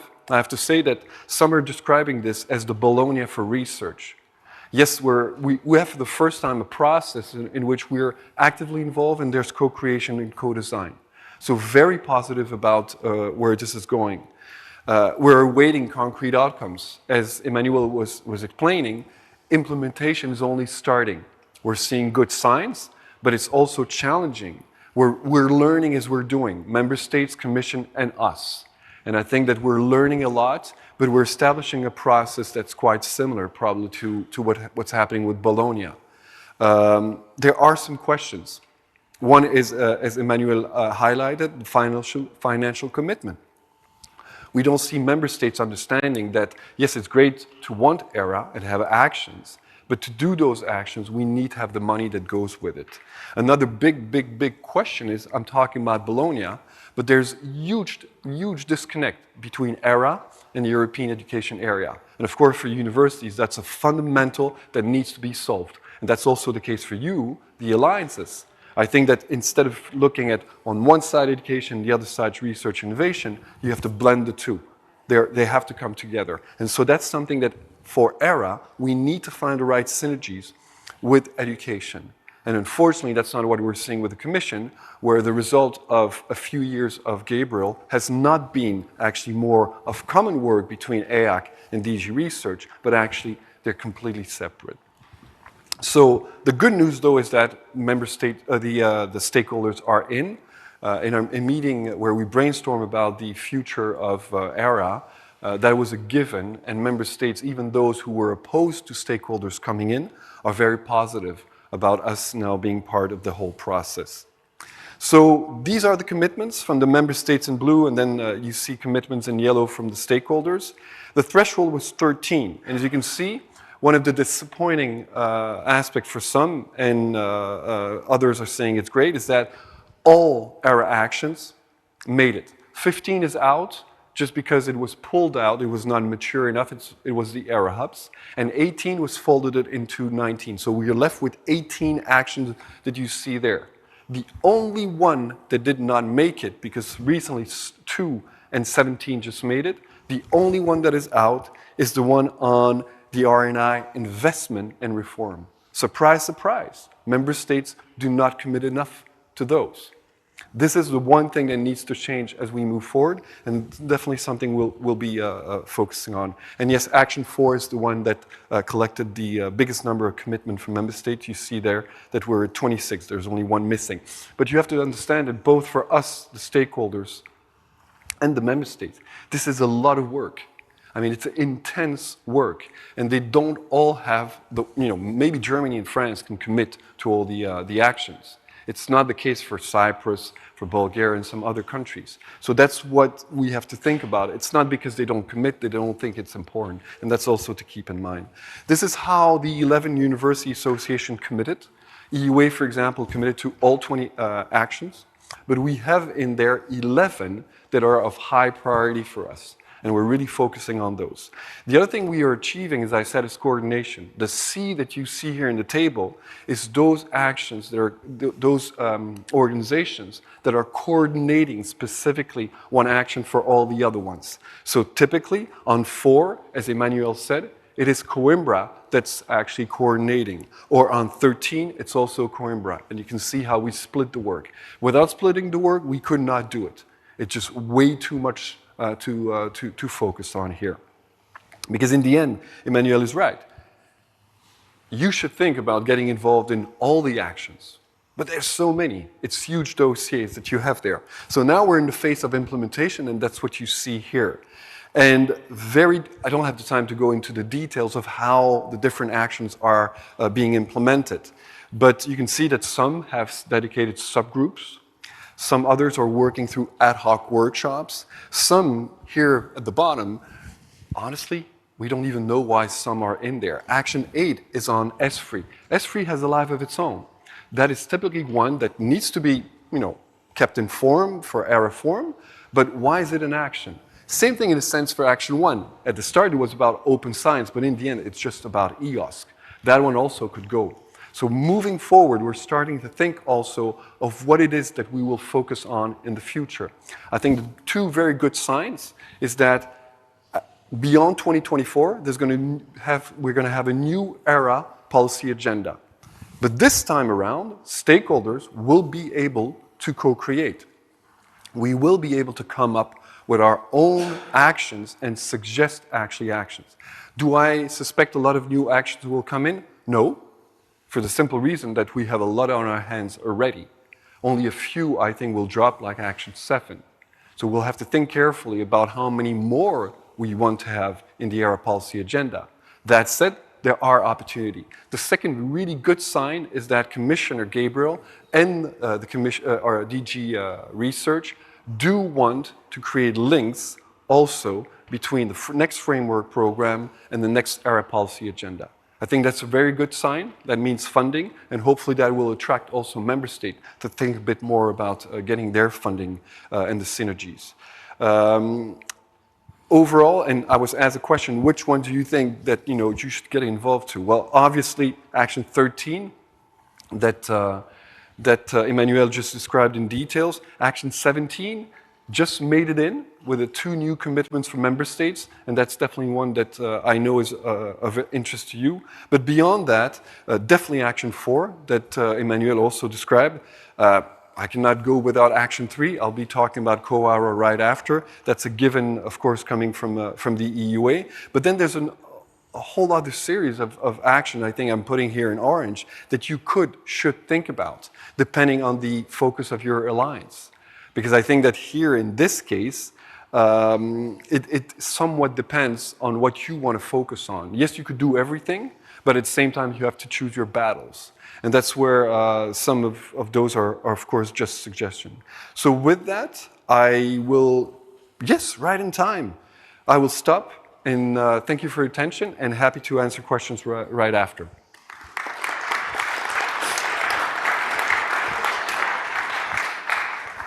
Thank you very much. Many messages that the European universities have shared with your speech. We are going to do a report with all the slides, so you don't do, as in the commission they said, you can take the pictures, but you don't need to do that, okay? I know that we are just in time, but maybe we can accept 2 questions. Anyone on the, I think Nina is checking the YouTube too, because I have many, but yes, please. Wait a second that you have a microphone. Mic works. Yeah, thanks very much, Stefan. That was really, really good. I've kind of a broader meta question for you particularly. If you were to kind of summarize post-ERA, its impact on society. So when we think of the beneficiaries of research and our societal partners in terms of industry, community, government, citizens, what does this do for them? Do you want to go first? Yeah, so happy to do that. I don't know yet. That said, I think the potential impact can be big, but we're only starting. As I try to describe it, this is a process we're starting in which I fully agree with you. We are not yet at the point where beneficiaries are seeing something concrete. There's different lines of actions they're taking. For example, the Commission is launching a CSA where they're looking specifically at getting ERA, raising awareness, and then bringing it to stakeholders at the national level. So that's going to be a concrete action, but it will only start in 2024. So that's one thing. The other thing is that I think that now that we're starting in the implementation, and especially with actions like Action 13 that Emmanuel described, there's definitely going to be implications that will take place. And you will be consulted one way or another as an alliance, as a university, etc. But it raises the other issue, and the final line of action that I hope member states will take on, is that they are the ones who need to make sure that the national stakeholders are consulted. I think we're happy about how we are consulted and brought in the ERA process, but you need to have that. It's quite interesting as Norway, as an associated country, has been super active in the whole process in 2021 and 2022 to involve their stakeholders. The quality of their input has had a big impact on the actions, and that's because they've consulted the whole time with their stakeholders. Other countries have not. And those differences is what needs to be leveled out, I think. Because, again, I don't know how you are consulted. Kate, you were saying that you have good contact with the government. I'll be meeting with your government representative on ERA on Friday. So that's something I will be discussing. But I think it's also for you to make sure that in your country, you are being consulted about ERA. But I do hope that give it 1 or 2 years, and this will become more concrete. I don't think we're going to get to the point where ERC, Marie Curie, names like that are going to be like ERA, but why not? Let's imagine that.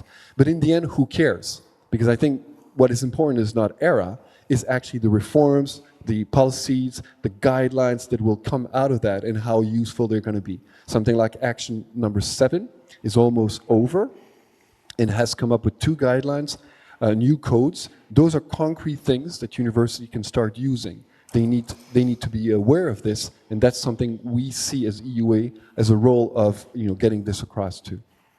I think Garrett got to add something. Yeah, I'm going to turn so I can look at you.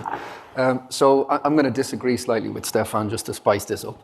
And I'm going to be specific because so what I mean here is that some of the actions are already relatively progressed or advanced. We're talking about 20 actions here, but in reality, some of them are moving quite fast forward. If I take 2 particular actions, which I know and I'm working on specifically, so action 1 on open science, in one project I'm involved in called EOS Future, we have been working the last year and a half to develop a monitoring framework for national contributions to EOSC and open science.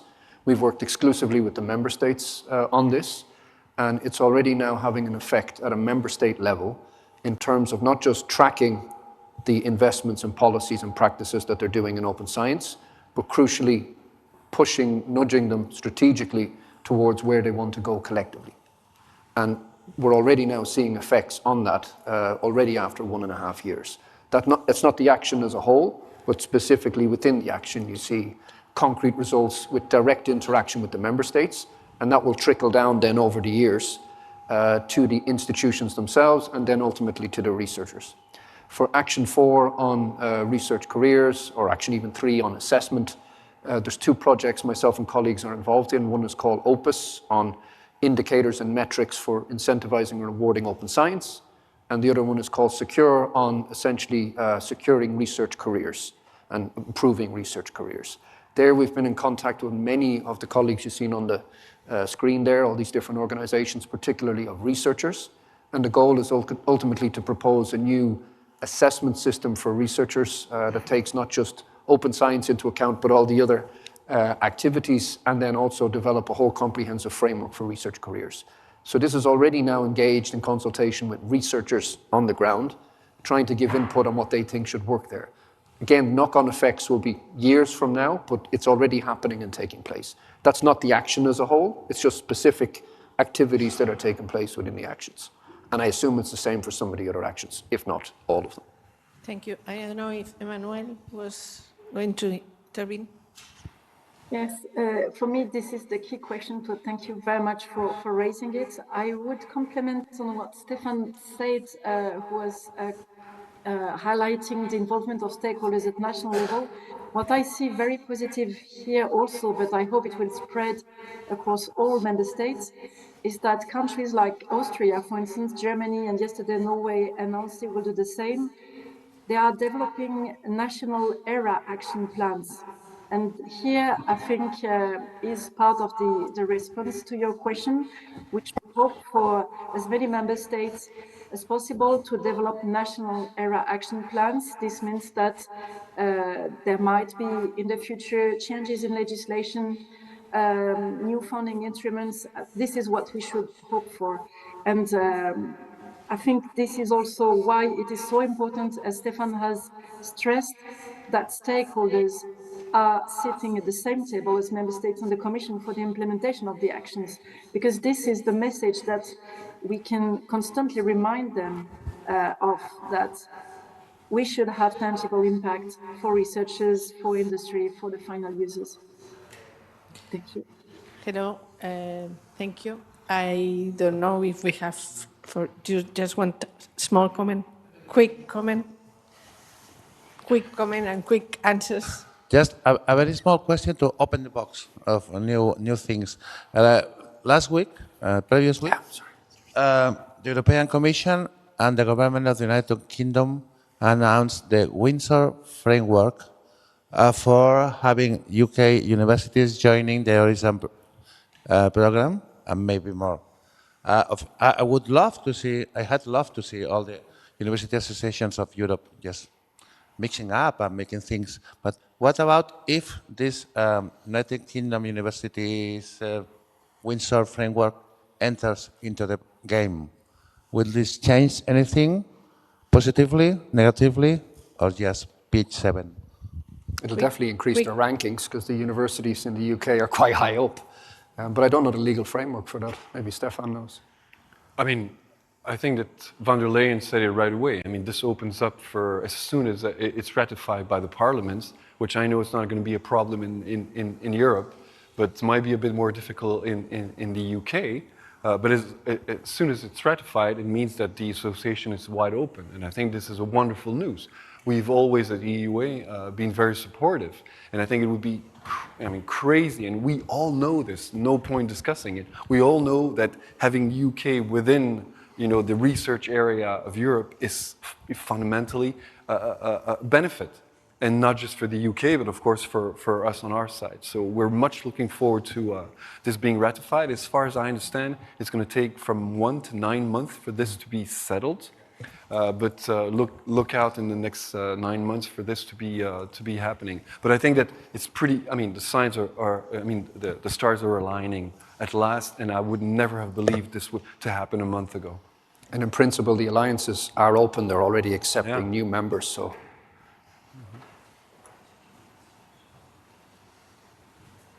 I think we need to move on.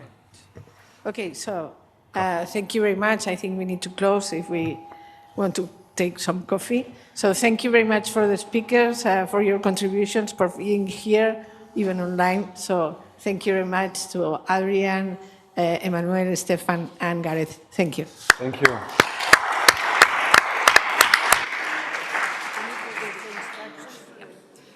Just before, for everyone in the room, we're going to take 15 minutes for coffee. We're going to steal time back from lunch. So the next session will start at 11:45. So take a quick break, get some coffee, and back here for 11:45.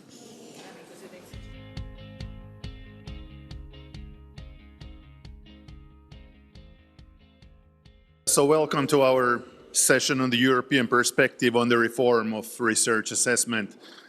So my name is Rector. I'm the Vice Rector for Research at Åbo Academy University in Turku.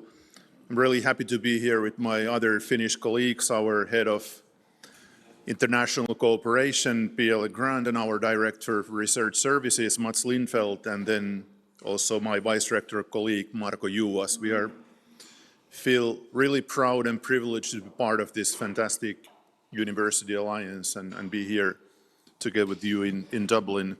So we'll have 4 presentations in 1 hour. I think if there is any time for questions or discussion, I will leave that to after the presentations.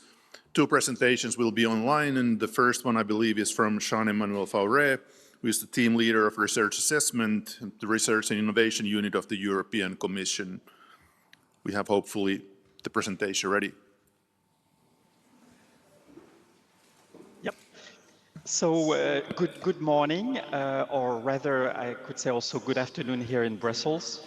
Many thanks for giving me the opportunity to present some recent developments with reform of research assessments. And I'm very sorry I couldn't join you in Dublin. First of all, I would like to start with highlighting a few elements of the rationale for reform of research assessments.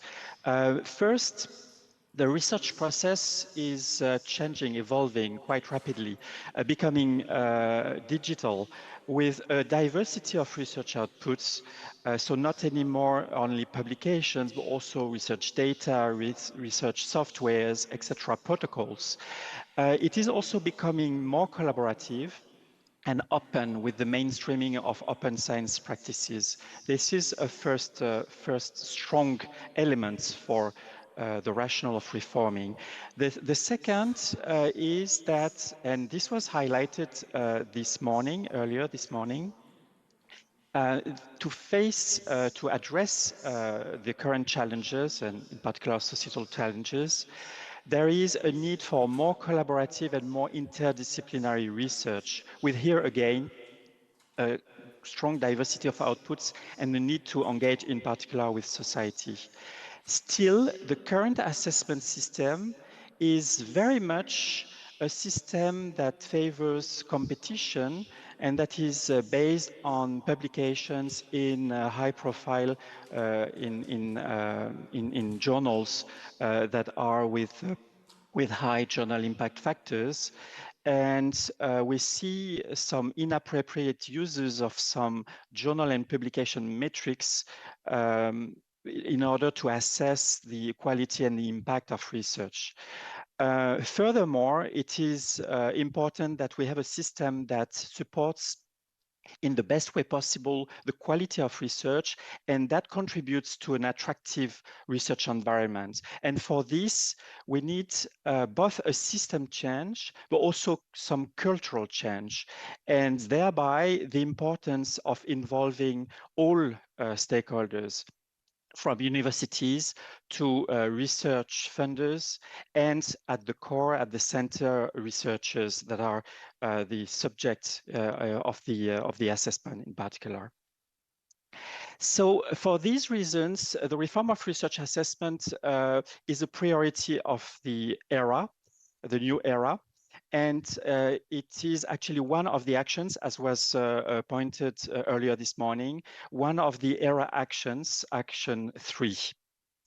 And it has been supported very strongly by member states through, in particular, several EU Council conclusions recently in 2021 and 2022. There has been a lot of work carried out, intense co-creation over the last 2 years, and progress made with towards reforming research assessment. In 2021, the Commission initiated a broad consultation of research organizations that lasted almost a year and ended up with the publication of a report which is the outcome of the consultation, highlighting we could identify 10 guiding principles for changes that could be agreed with stakeholders, with research organizations, and also identifying a way forwards for accelerating changes. And this way forward consisted in bringing together organizations that are willing to effect changes around an agreement and a coalition. And this was actually then developed during the course of last year, 2022, with an agreement established and published in July after a lot of discussions with several hundreds of research organizations throughout Europe, and together also with discussions on how the coalition could be organized and governed. Governance documents were published in October last year with the birth of this coalition, COARA, the Coalition for Advancing Research Assessments, through its constitutive assembly that took place on 1st December last year. So here we have an approach with basically two legs: the agreements that sets a direction, and the coalition that is there to form a platform for exchange of information and mutual sharing, helping the signatories of the agreement to implement what is enshrined in the agreements.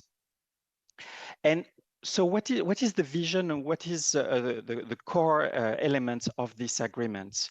The agreement recognizes that assessments of researchers and research organizations need to take into account and recognize a diversity of outputs, a diversity of practices, and a diversity of activities in research.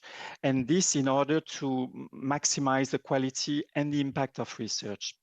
And another very important element that is part of the vision in this agreement is that this will require basing assessments on qualitative judgments supported by more responsible use of quantitative indicators.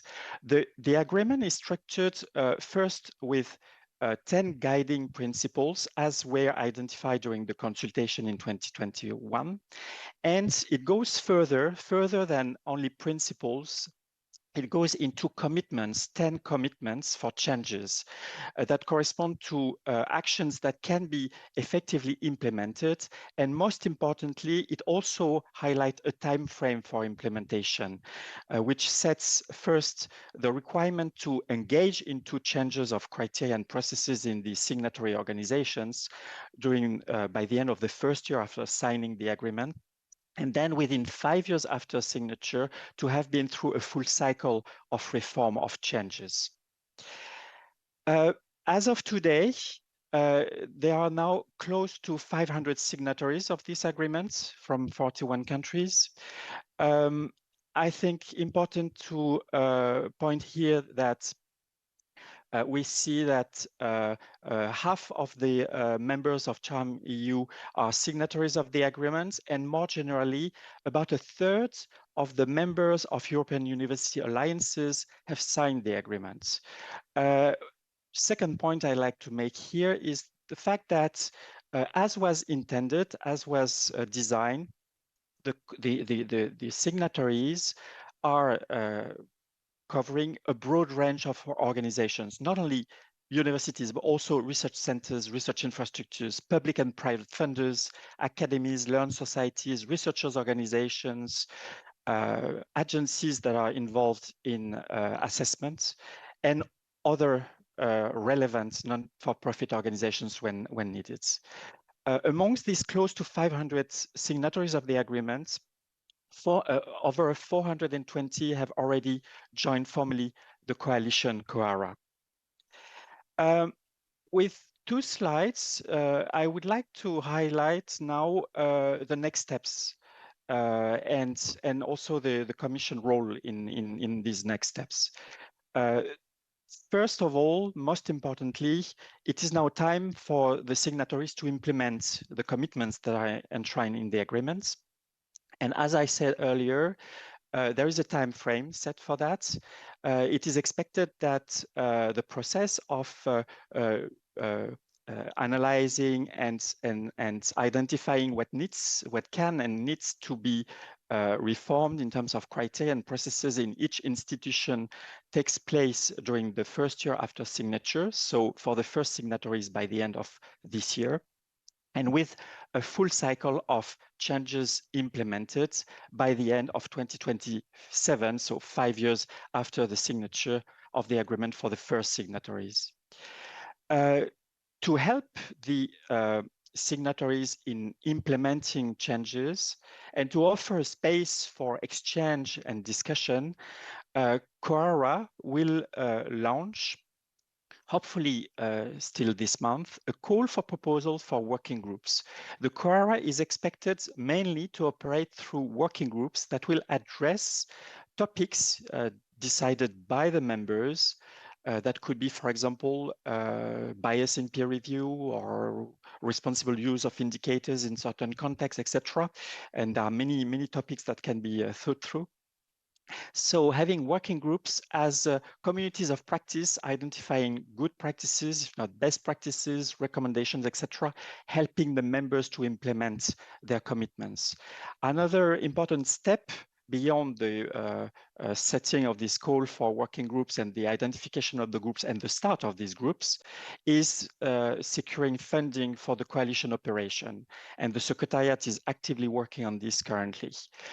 A third element I'd like to highlight here, in parallel to the work of the coalition, is the importance of national dialogues and national activities. Having the signatories and members of the coalition to also engage and be involved in discussions at national level in order to ensure that the national frameworks, being legal or administrative, are effectively conducive to the changes that are foreseen by the signatories and by the coalition members. A fourth dimension is global alignment and cooperation. The agreement is open for signature by organizations outside of Europe. It's not restricted to European organizations. And we think this is very important to attract non-European organizations in order to also facilitate alignments and dialogue of approaches across various regions of the globe, because to not hamper mobility of researchers, and on the contrary, to facilitate it, we need to have certain coherence across the globe. And a fifth line of action will also consist in developing synergies with other initiatives. And here, especially, I'm thinking about European Universities Alliances, that's for many of them are working on changes to research assessment, and it will be very important that all aligns very well. This last slide to highlight the Commission role and support in all this. As you understand, the Commission facilitated the development of the agreement and coalition. It signed itself the agreement on November last year as a research vendor. Also important to point here that the European Research Council signed this last month. And for the next steps, The Commission is committed to continue support to the coalition and the reform of research assessment through several ways. First, being an active member of the coalition and participating to the working groups and activities of the coalition, by providing operational support to the COARA Secretariat. Actually, currently, we help the COARA Secretariat in its activities. By providing financial support through Horizon Europe. We have a call that is currently open and closing tomorrow, and that it tends to provide support to the operation of the coalition. By also facilitating and liaising the coalition with member states and associated countries in the frame of the ERA Forum that was discussed earlier this morning. And this to facilitate and ensure that national frameworks are conducive to changes by the coalition members. And last, very important, to ensure to facilitate alignment at global level and synergies with other European initiatives. And I would like to stop here, and I thank you very much for your attention. Thank you very much, Jean-Emmanuel. So we indeed need public or open dialogue and discussion on how to measure in the future research and scientific excellence and impact, and also how to merge different partially overlapping initiatives in Europe. So please stay online while we move to the next presentation. So I wish to welcome Stephanie Bergmans, Director of Research and Innovation of the European University Association. This one, I'll sit down and be quiet. And I'll take the chance because I forgot to do it first. Thank you very much to Charmy Yu for the invitation. It was wonderful to spend my first night ever in Ireland here on the campus. So I will enjoy my stay here in Ireland. Thank you very much. And the other thing I wanted to say is that, of course, alliances are very important for EUA. You know, depending on the alliances, it ranges from 50% to 100% of the members who are also members of EUA. And of course, we've been very active in this area. One of the last things we published is around the governance of the alliances. And we have a new one coming. But first, here, COARA. So I'm not going to spend a lot of time, because I don't have a lot of time, to tell you about actually why we got in. Of course, I can tell you about the surveys, because that's one of the things we're able to do, is do survey of our membership. And it was clear from those surveys that, well, open science, for example, is not in the reward system enough. And not just that, when you look at what, you know, in 2019, when we looked at it, what we saw is that, well, open science is the vast majority. Oh, okay. Just a second. There you go. It should be okay. And to skip a long story short, what's really important is that we published about 2 years ago a Vision 2030 for universities, Universities Without Wall.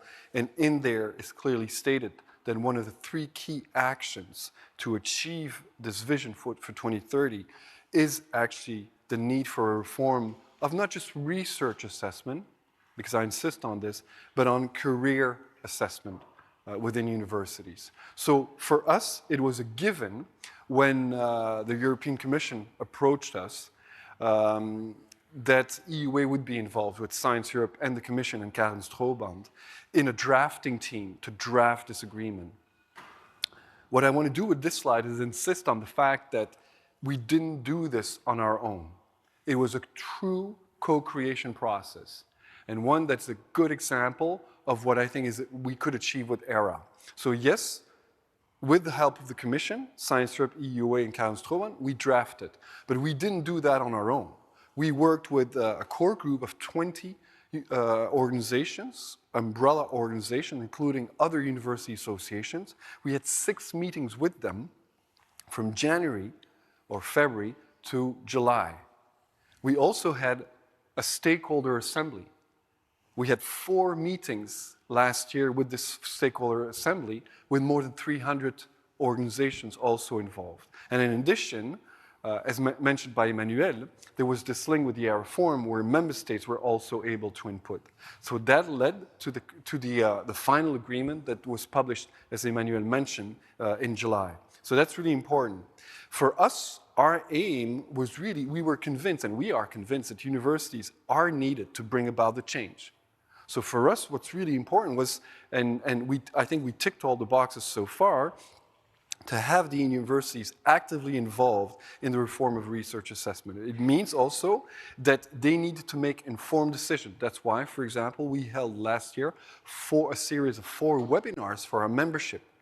And we opened it up to outside of just our membership, because this was so important. We also had about 20 national workshops that we organized with the national rectors conferences in different countries, including one here in Ireland. It was also important to have universities that actually are well represented within the governing bodies, and we're very happy to see that the president is University of Maastricht, that Paul Boyle, the Vice President for Research Innovation from EUA, is actually also elected on the board. We've got Eva Mendes, who's from a university in Spain. And let's face it, the other sectors are well represented, but many of them are also representative who end up being at universities. So universities are well there. So we're convinced that it's only with universities being well represented as a sector that we'll be able to have the interest really well accepted in the coalition and, more importantly, the reform. So the numbers were just given by Emmanuel, but you can see here I'm focusing really on the universities. And I think that what is quite important here is to see that some countries are ahead of others, and there's still work to be done. So Poland, Italy, France, for example, are on top. It's a bit unfair because when you think about it, Netherlands there has all of its universities that have signed. Huh? So the representation is not really fair. But what's clear, though, is that while some countries have signed on massively, others have not, and some are missing. So that is certainly one of the focus we will have, is try to broaden this as our action plan for COARA. For the charm, yes, among the 51 very first signatories in September was Utrecht University, and we have a speaker right after. But also, we've got 2 more of the university alliances have joined. So I was asked, what is it that alliances can do? Well, there you go. You've got concrete action. You can join the coalition and sign the agreement, actually. Very similar to what Emmanuel said, I'm not going to go over everything. I would just say that in terms of what's coming next, CORA operations are starting. Please be patient. There were the holidays since 1st December. Things are starting. They're also focusing on getting money from the European Commission. There's a project that they're putting together right now. But a call for working groups is going to come very soon. So work is going to actually start, and I suspect a new assembly is going to be taking place also in the coming month. What I'd like to insist on is I really believe that we need to find quick wins. For example, in Italy, you've got a unique situation where at the national level, university have signed on, the government is in, ANVOR, the agency, is in. That's a place that can show an example. Okay? It could be the case also in Ireland, because I think that the university well engaged are seeing this as an opportunity to think about how they're going to do together assessment in the future. Some other things that's important, I think, as I mentioned, especially for universities, is expanding this membership in Europe to a broader range of universities in terms of geography. So that's one thing we'll be focusing on. Funding will be key. And I think the European Commission project will be one of the sources, but there should be more. And of course, given that our focus at EUA is not just research assessment, but career assessment, I think we would urge, and we're thinking actually to have a working group focusing on academic career assessment also. What does it mean for you, universities? Well, the first thing is that a question I often get is this legally binding? Well, it's not. It's not at all. You sign an agreement, and that allows you to join a coalition. It's purely on a voluntary basis. But let's face it, It's not legally binding, but it's morally binding, because you can expect that the COARA community will look at you and how you deliver. Your research community within your university will also look at you. And then beyond that, I think that hopefully with the momentum that I hope the initiative will keep, the whole community will be looking at you also on how you deliver. So that's quite important. Another question I was asked quite a lot is, am I going to have to pay anything? No, you're not. There's not going to be any fees. So that's quite clear. And for now, at least, the document is quite clear about the budget and what will be done in the first year. So that you will be able to track. There will need to be some fundraising. So if you can get your funder in Ireland to participate, for example, that might be a good idea. So maybe something you can do there to influence. That said, Commitment 5 specifically calls for committing resources. Let's face it, you're not going to be able to do any reform at your university if you don't have people working on it in a certain budget dedicated to this. Let's face it though, many of you already have something going on. And so this can automatically also be allocated. Also, autonomy is very important, and we made it part of the agreement. So institutional autonomy, it's based really on what it is that you want to do and your plan and your commitment of resources. It will not be imposed. There will not be a minimum requirement. Emmanuel mentioned it. What is expected of you also is to be active the first year by setting up a work plan. How is it that you're going to engage? How will you start engaging in this? By actually coming up with the things you're going to be reviewing, the new tools you're going to be putting in place. And then over the 5-year, doing that first cycle of reform. So that's actively what you're going to have to do. It's not like DORA, which is great, but in the end, a lot of universities sign it and then nothing happens. That's what we want to avoid, and this is action-driven.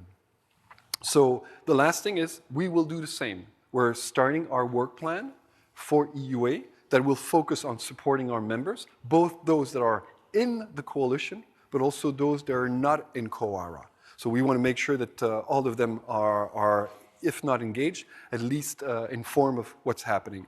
And of course, we'll engage on COARA.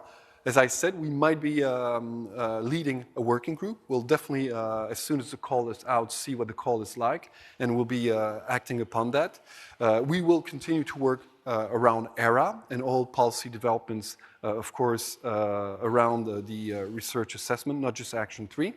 We will have a role on the global outreach. We have sister organizations in other regions in the world with whom we meet, and so, of course, we'd like to raise that with them. And, of course, we are ready to support the steering board. Paul Boyle, as I said, is already a member of the steering board, but we would be more than happy as EUA with the experience from the last year that was quite intense in also participating with that. So I'll stop here and I'll take any questions afterwards. Thank you very much. Thank you so much, Stefan. And as just a minor update to the slides also of the Charm partners, Åbo Academy University has signed the COARA agreement. I think we believe on the 4th. Also, I believe the Finnish National Research Funding Agency, Academy of Finland, has done that as well. So we move on with the program, and the next speaker is Teresa Maguire, Director of Research, Strategy and Funding from the Irish Health Research Board. Welcome.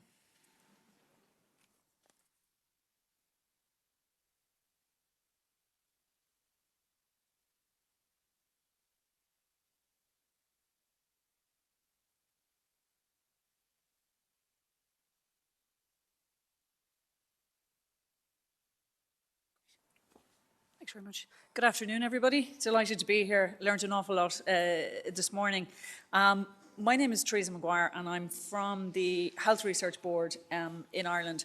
For those of you here and online who don't know anything about the Health Research Board, let's see if I can get this to work.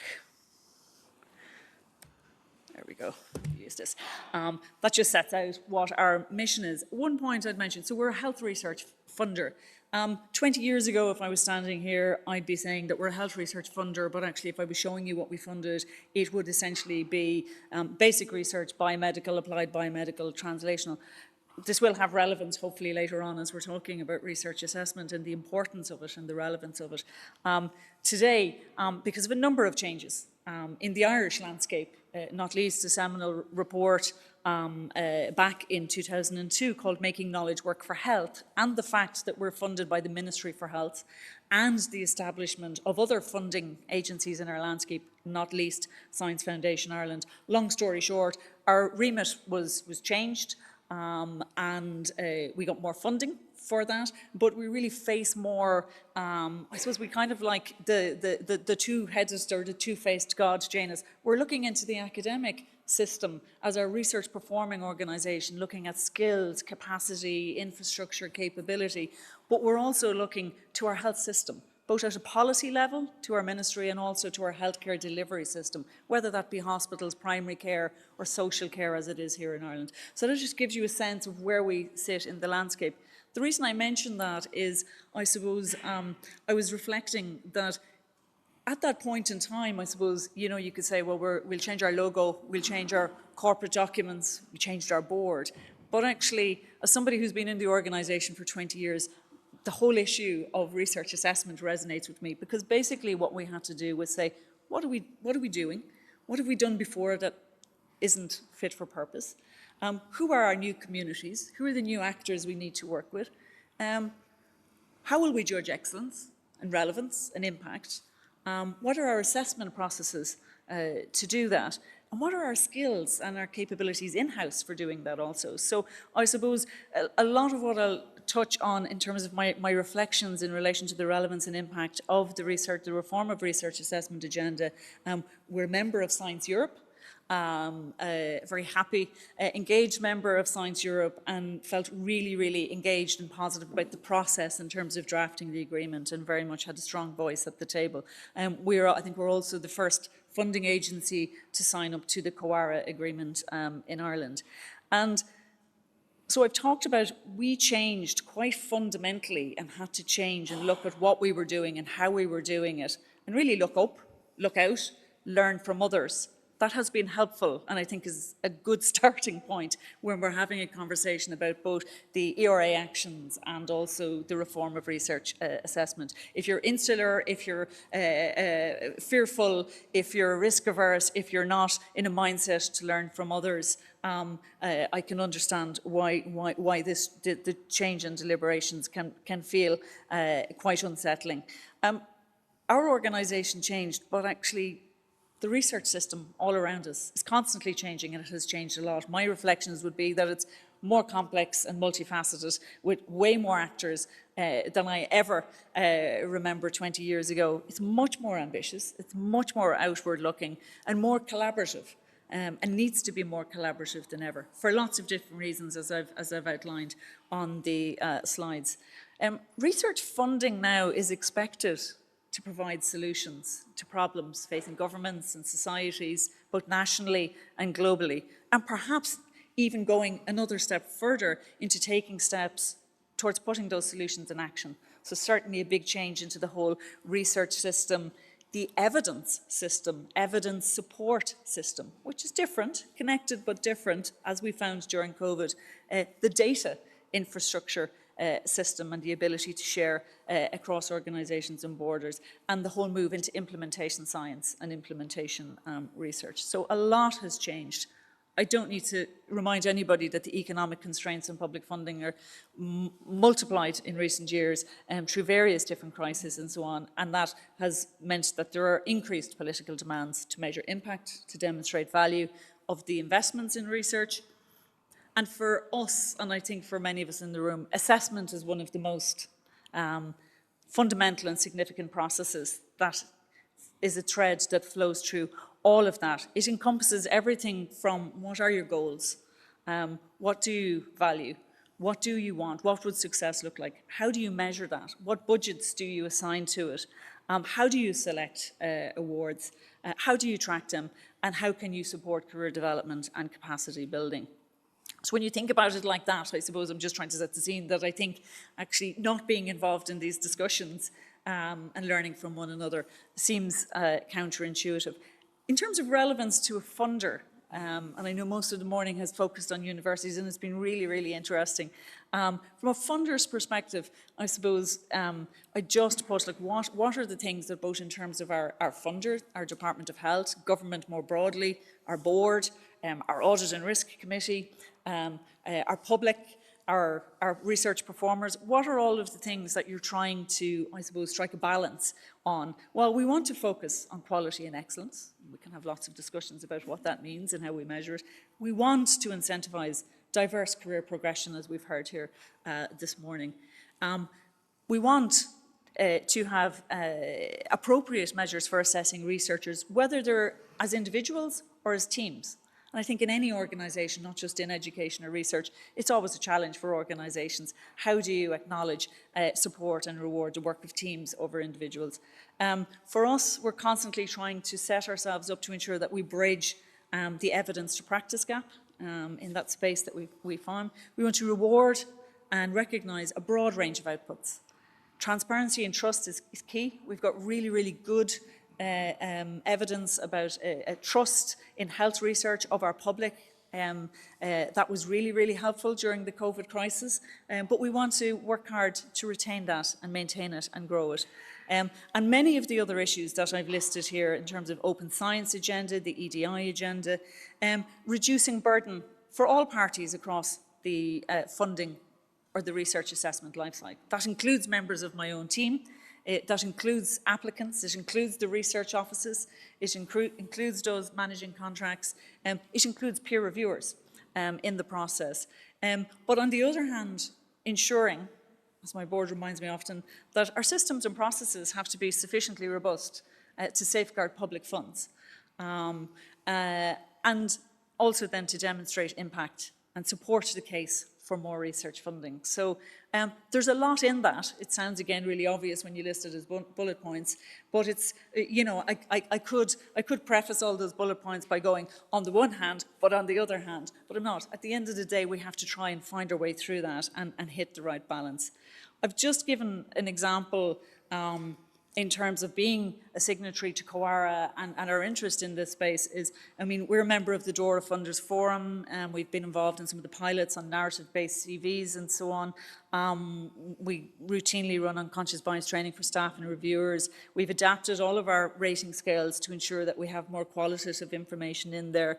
We constantly have our ears open to either alternatives or adaptations to peer review, and we're interested in some of the pilots that are going on in that. We have a JEP plan. We've established a new EDI committee in the organisation, both to look in but also to look out.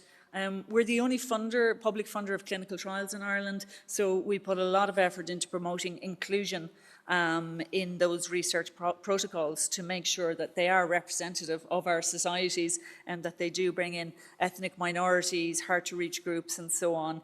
I think we've been a long-standing supporter and a proponent of public and patient involvement, which is key in health research. Recognising and funding diverse roles.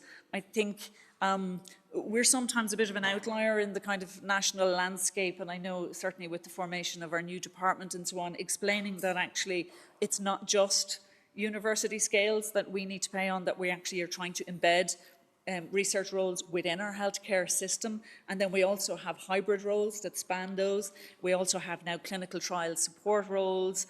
You know, in open science, you have the data steward roles. So trying to work with the system to try and think, what are these new roles, and where can we put frameworks and supports in place to value them?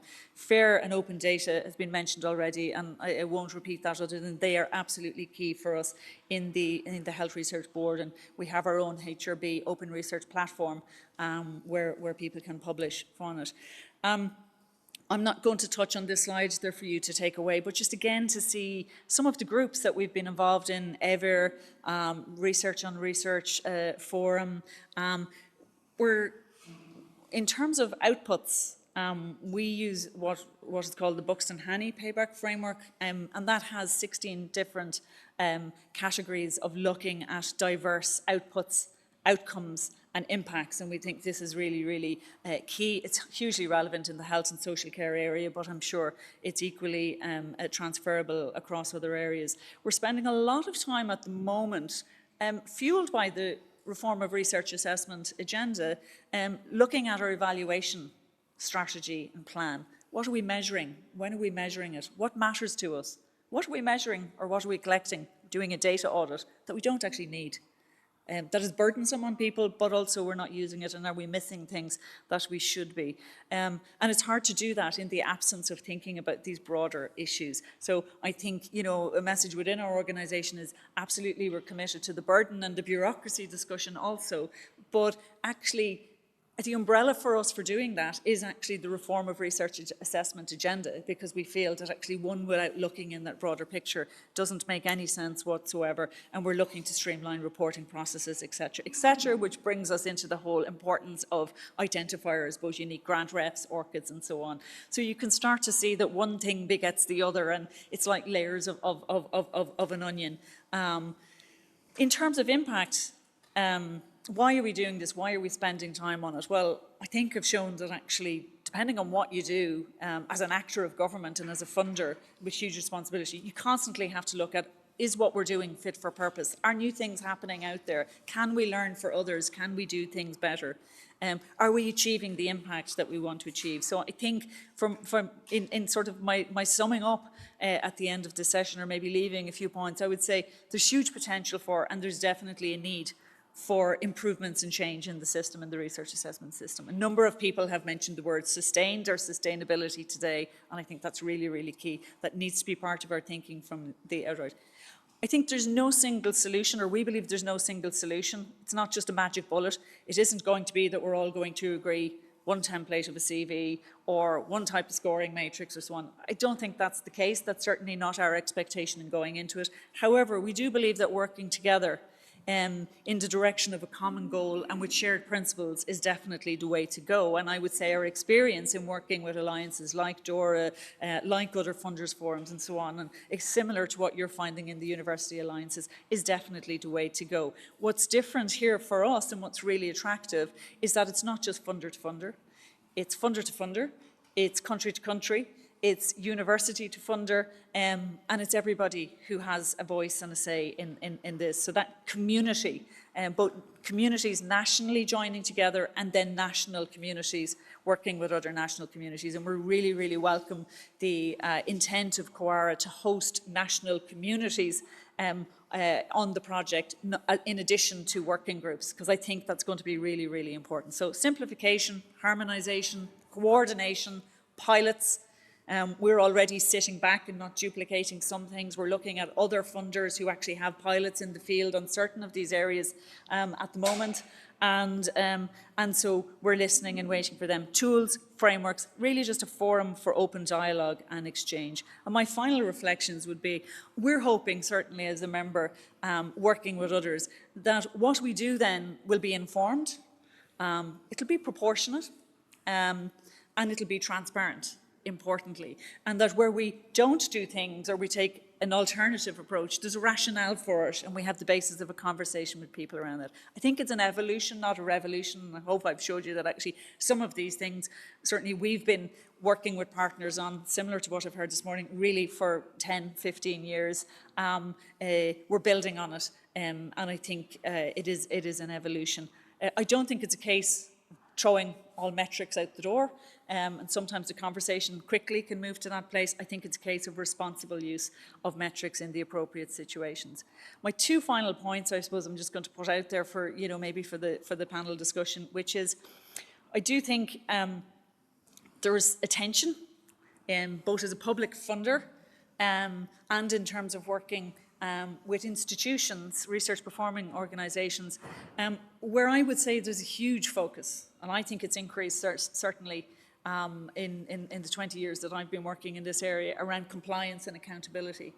And I think when you think about experimentation, when you think about learning, when you think about change, when you think about trying to streamline things, and when you think about compliance and accountability, we have to try and figure out how we're going to strike a balance in relation to some of this, because I would say most of the frustrating issues for researchers, for research offices, and also for funders is often in the space of actually I don't even have a word to describe it, but you can get a sense from my body language.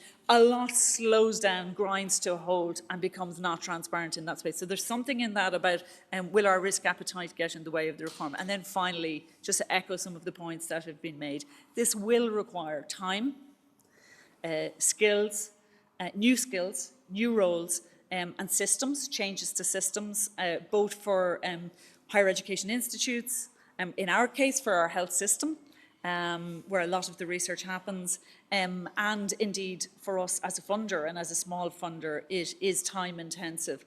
And I would say I'm disappointed that ERA Action 20 is the one that is falling below the bar at the moment. I'm also I would be disappointed in an Irish context that one of the ERA actions that has not made it into the top 10 is the focus on the strategic capabilities and the focus on sort of professional support services and management in research performing organisations, because I think that's the key to unlock an awful lot of this. I think they're underdeveloped, they're under-acknowledged, and they're absolutely critical. So I think that's a serious conversation we need to be having in Ireland, not just in Europe.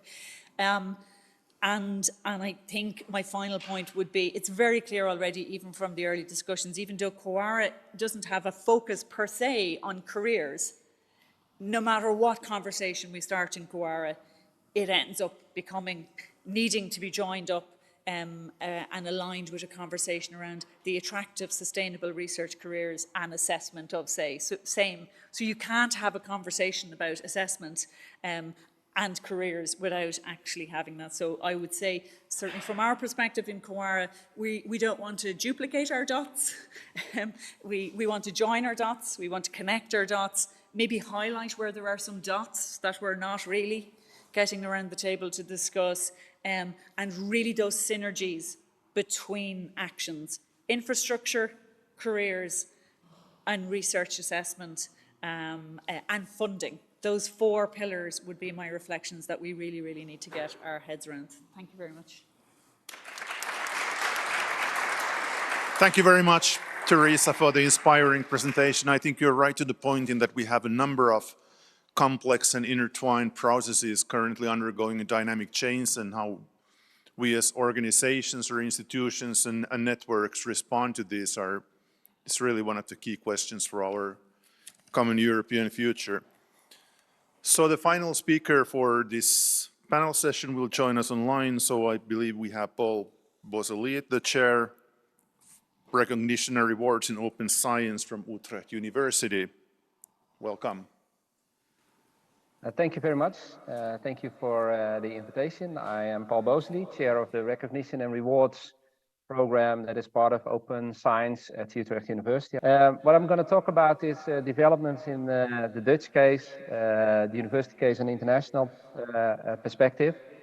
Let me first start with 2 national developments. One of them is the position paper of 2019 that was on recognition and rewards, a position paper signed by multiple institutes in the Netherlands, all supported by all the Dutch universities. Rianne Letschert, who is now Chair of COARA, was one of the founders of this position paper, and it highlighted the importance of open science, but also of different dimensions that relate to academia, not only research, but also education, the relevance of focus on quality, academic leadership, etc. And they set the stage for developments in the Netherlands that are still moving forwards. Another important development, a national development, was the new strategy evaluation protocol, SEP, that counts for 21-27 for institutional research assessment in the Netherlands. And what is important, and not everybody is aware of that yet, is that the S was used to be standard evaluation protocol, was replaced by strategy.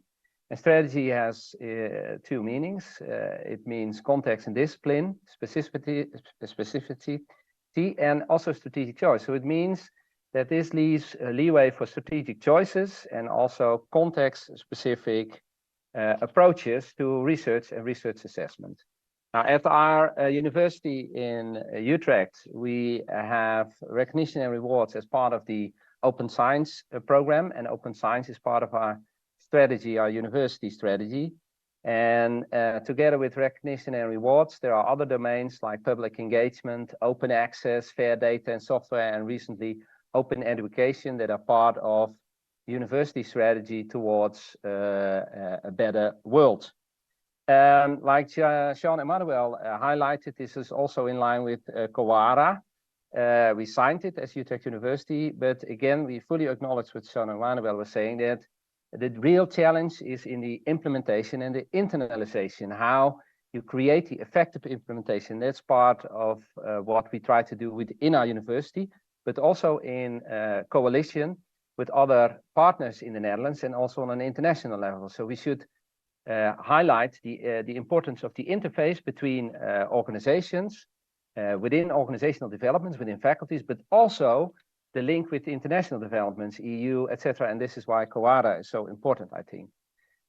Within the recognition, you see we like a lot of pictures and frames. That's part of our strategy to communicate. The recognition and rewards program is very much focused towards the collective, the team effort, instead of a focus on the individual. It also highlights that that academia is much more than only research. It also incorporates education. It also incorporates patient care in our case, because we have an academic hospital at Utrecht University. Patient care is part of that. We labeled that professional performance. Leadership is very important. And principles that stem from the recognition and rewards position paper of 2019, including dynamic career paths and diversification, that people can have different profiles. And I'll say a little bit about that in one of the final slides that I would like to present. Now, what is important, that this is part of the recognition and rewards transformation, is part of our strategy, and is part of the Open Science program. And it's aligned with the 2019 position paper that was presented in the Netherlands. Now, maybe you have heard about the Nature interview of the 25th of June 2021, where we stated that we abandoned the journal impact factor for HRM purposes. That is in itself not very radical, because we signed DORA as a declaration, and as all of you know, that DORA has this statement of that you should not use an indicator like the journal impact factor for HRM purposes, such as selection, recruitment, but also appraisal and promotion. But the fact that we put that in Nature and the interview created a lot of international turmoil that we used for internal and external purposes, also to make a change within our own university and within the faculties. What we developed was a model. This is the Lotus triple model, and it consists of the different elements, 6 components. Education, research, and professional performance are the areas that we operate in.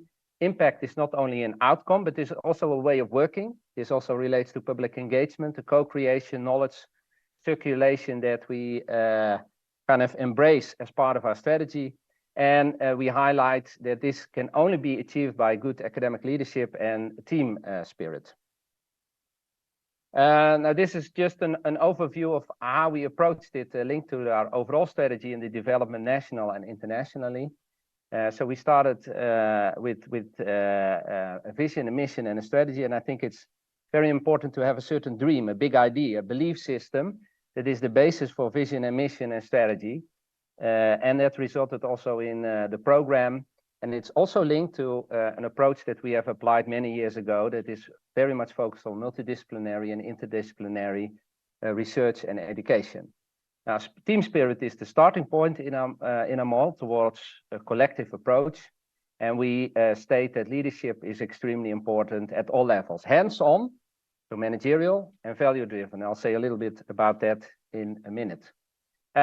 We focus on support staff and academic staff, and we are in a very exciting state, because at the moment we are discussing whether we should abandon the distinction between support staff and academic staff and start thinking about university staff, because we see all kinds of developments where work, new ways of working, create hybrid jobs, hybrid functions, completely different way of how to look at our work and how to organize ourselves. And also in the view of teamwork, we should maybe have a completely different approach. And we are talking about that with the board of our university. And they're very positive towards a sort of new concept of looking at staff. So no longer support staff and academic staff, sort of university staff.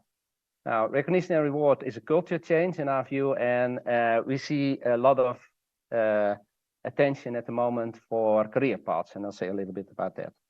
Now, we're at the stage of leadership development. We have a leadership program at Utrecht University, and it's now aligned with the open science and recognition and rewards transformation.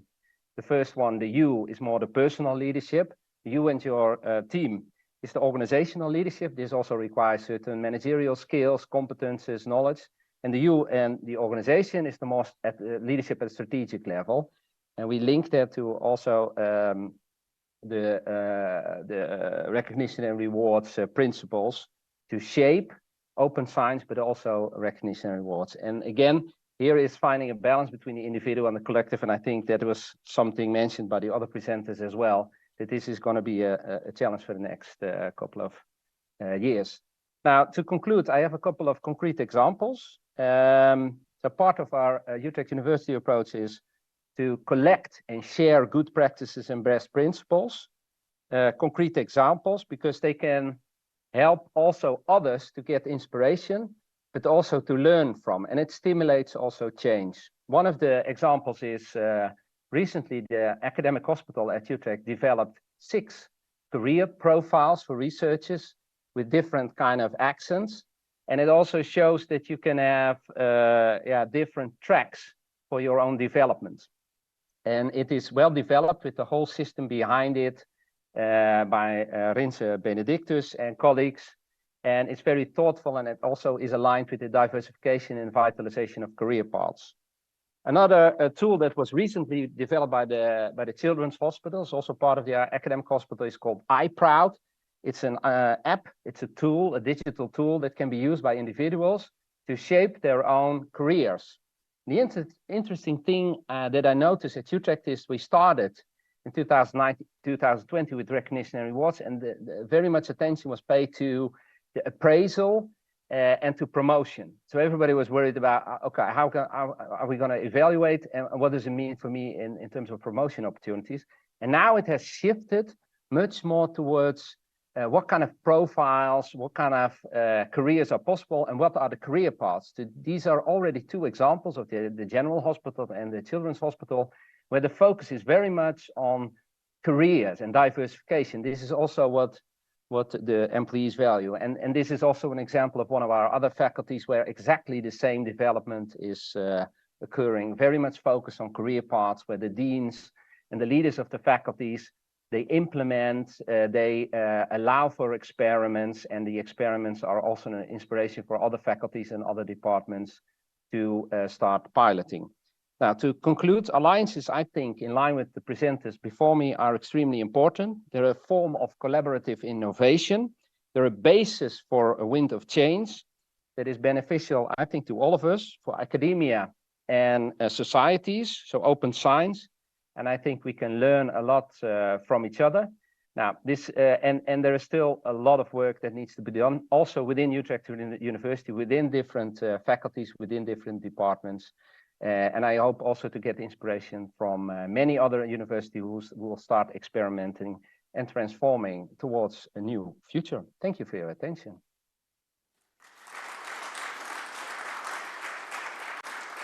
Thank you so much, Paul. So indeed, it's equally important to discuss also how we implement in practice the principles on research assessment that we discuss. Now I think I need to ask the organizers whether we have used exactly our 1-hour slot now, if we have time for just one single question from the audience, or...